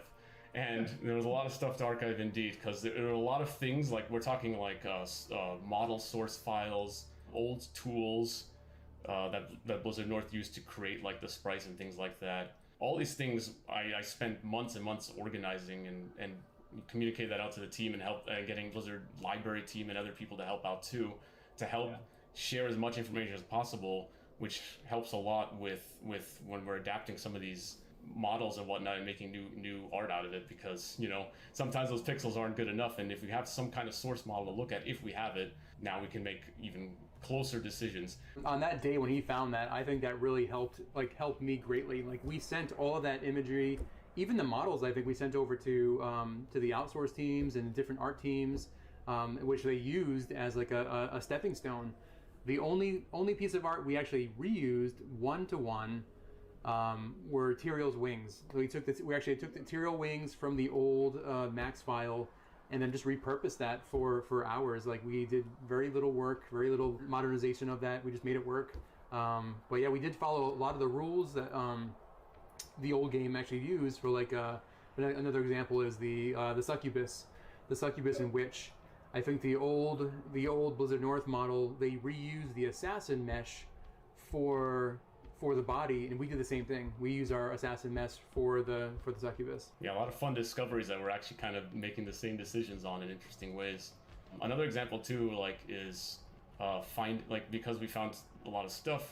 There's a lot of old texture files for some environments on the game. So another example is like the walls you see in the Act 2 tombs with those kinds of like paintings on them are the same textures we're using, because we found the source files for those. Any symbology we have questions on, we always like jump into that archive, try to find some kind of source or reference or something, and we just reuse it as much as possible. We want this to be as true as possible. That can even carry over to the cinematics too, you know, like a lot of the cinematics cover the same locations. Think of like Tal Rasha's tomb with Bale in front of it, and there's all those runes going on behind him. Finding sources like that to try to match as much as possible was a goal, and I'm glad to say we did find those kinds of things, and they're matching it very well. So it's helping our cinematics too. There was even concepts we repurposed. Like we found a couple concepts that were amazing from 20 years ago. The Bloodhawk and the Bloodhawk Nest, and we used that completely to rebuild our new asset. I mean, that's fascinating. I feel like I could just sit here for hours and hours, days, as you guys talk through every single thing you found in the source files. I could too. I'm still organizing it to this day. I still could find something that could work out. Because I put it, I'm very meticulous with this stuff because I love it so much. I'm putting like categorizing everything. Like this is everything I found on War Eve. This is everything I found on the greater mummy monster or Bale or something. And then if Chris comes to me and needs help with like some kind of way of identifying what parts of the creatures are or something, I even go through links of like seeing if I could open up those models and actually re-rendering them out in a way that we could actually see it in higher detail, and see oh, the greater mummy is showing like part of his bone on his knee, so we should try to match that or something like that. And there's a lot of interesting stories and references that we actually used to create the new art by re-rendering models out to see everything. Yeah, it was literally like video game archaeology, and even learning how parts of D1 were made, parts of the code that were commented out. Totally geek out on just all of the, because it's a game that we all kind of grew up in, and a lot of us got into the games industry because of these types of games, and this game in particular, right? And so it's almost like we're treating it like a classic car, right? Like, okay, it probably shouldn't run on leaded gas anymore, but you really can't change it, right? You just got to make it, good enough, even better, than they remember, and good for another 20 years. Yeah, and even like, you know, mention of Diablo 1 is very key too. Like we look at Diablo 1 as well, because naturally this being a sequel to Diablo 1, especially within the time span of when it came, like Diablo 1, you know, was 1996 and Diablo 2 2000. A lot of things carried over throughout development. So going back to see Diablo 1 and what it's like also helped us make decisions, even some of the arts too, because like we discovered certain things we didn't even realize before until later down the line. Like an example is in the Chaos Sanctuary, you see a lot of statues with these black knights, and those are actually the same Chaos Knights you see in Diablo 1. So like sometimes some of the things I find, even source files from Diablo 1, were useful for us for reference, so we can make the new statues and things like that. Even the sorcerer and the Act 3 hireling shared very similar models. Like it was just an addition helmet or a little bit of detail on the chest, but that was really the difference. You guys need to do a just like developer archaeology discussion at some point where you just sit down and talk through all of this, because this is like the most fascinating stuff I've heard. I mean, I've played so much Diablo 2 that I know so many intricacies of the game, but like when there's like more to be discovered, it's like, oh man, I'm like itching to know. So I would love to just listen. The funny thing is, like, you know, going back to our like core philosophies on the game, like, you know, we wanted to keep discovery and the mystery and stuff. Because you keep discovering things all the time when you play Diablo 2, like all these little hidden rules and informations. It kind of carries that fascination over through development as well. Like we find a lot of things in the code, design documents, models, things like that were really fascinating to see, like how they were made. And I learned something new every day on the projects. One thing, shifting back to the online play here, I know there's definitely going to be questions around security. How are we handling duping? How are we handling bots? How are we handling, you know, just anything around that, realm downs, and all of the disconnects and all of that good stuff that we deal with online? What's being taken, or what actions being taken there? So moving over to modern BattleNet helps us with a lot of those types of things. To say it's, you know, Loctite, I wouldn't dare do that. That's like throwing a gauntlet down to the community to try to break it. But all of that should be far more secure now. Now, we do still allow you to play offline, right? You will need to authenticate that your copy is legit, but after that, you won't be bothered. And so there's a reason why we leave those characters quarantined away from online. I mean, yeah, we have a server team working on it, and these are some of their efforts, right? We want to stop the bots, stop duping as much as possible. There's a lot of strives happening in the back end of things. So I'm excited to play this game, and I'm sure a lot of other people are very excited. How can we sign up for this closed beta, and when will this game be coming out? Actually, we will be doing a technical alpha, and you can sign up on our webpage today for future waves of invites. As for the game itself, it will be releasing 2021. Well, I just want to say thank you to the remastering team right here. I absolutely am blown away by how much effort and how much passion you guys are putting into this game and just into Diablo 2. I've loved Diablo 2 for 20 years, and I never thought that the game could get better. But I think you guys are respecting the integrity while upgrading and adding and improving. And I think this is going to overall just better the game. So thank you guys so much. I appreciate you having me on and for all of the hard work you've done.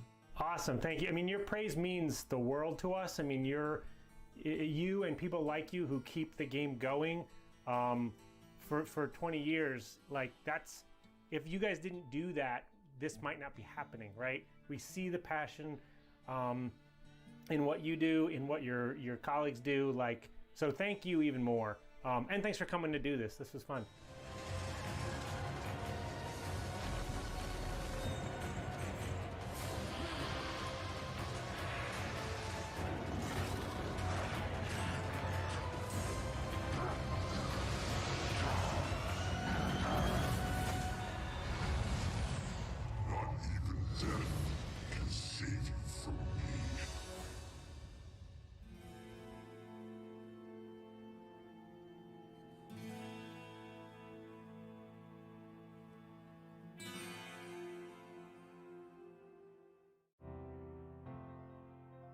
Dolby is a proud partner of BlizzConline.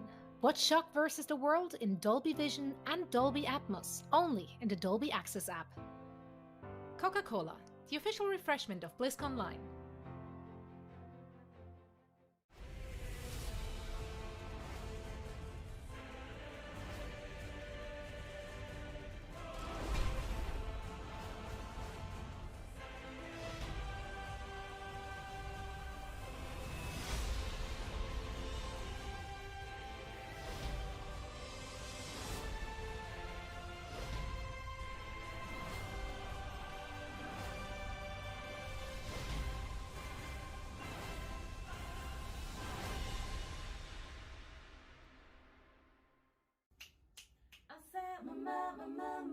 안녕하세요, 마법입니다. 전 세계에서 시청 중인 블리자드 팬 여러분, 저희가 세계적인 블리즈컨의 무대에 이렇게 찾아뵙게 돼서 정말 영광입니다. 네, 저희가 블리즈컨에서 공연한다고 하니까 주변의 친구들이 너무너무 부러워하더라고요. 한국에서 블리자드 인기는 정말 대단하다고 합니다. 네, 블리자드의 30주년 정말 축하드립니다. 앞으로 블리자드 게임할 땐 누구? 마마무! 예, 저희 음악과 함께 해주세요. 감사합니다. 네, 그럼 지금까지 아싸 마마무 마마무였습니다. 감사합니다.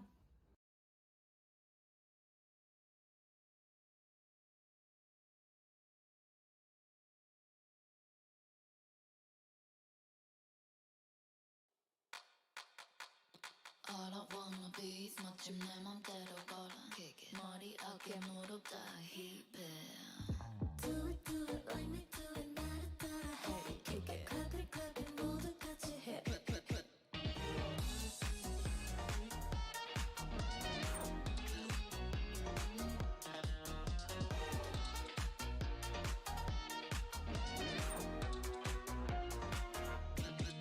I love you 네가 뭐라든 간에 Real statue 네가 뭘 하든 간에 She's great 늘 따끈따끈해 그 관심이 따끈따끈해 So 힐끔 이제 모두들이 가뿐을 배럴해 성공을 썰어 먹어마치 미술래 누구보다 빠른 걸음을 걸어내 시즌이든지도 오래야 네가 All I wanna be is 멋진 내 멋대로 걸어 머리 어깨 무릎 다 넌 아니대로 fashion 별로씩 안써 그저 action 자꾸 click me 혼인 듯이 Close up close up close up hip hey hip 머리 어깨 무릎 hip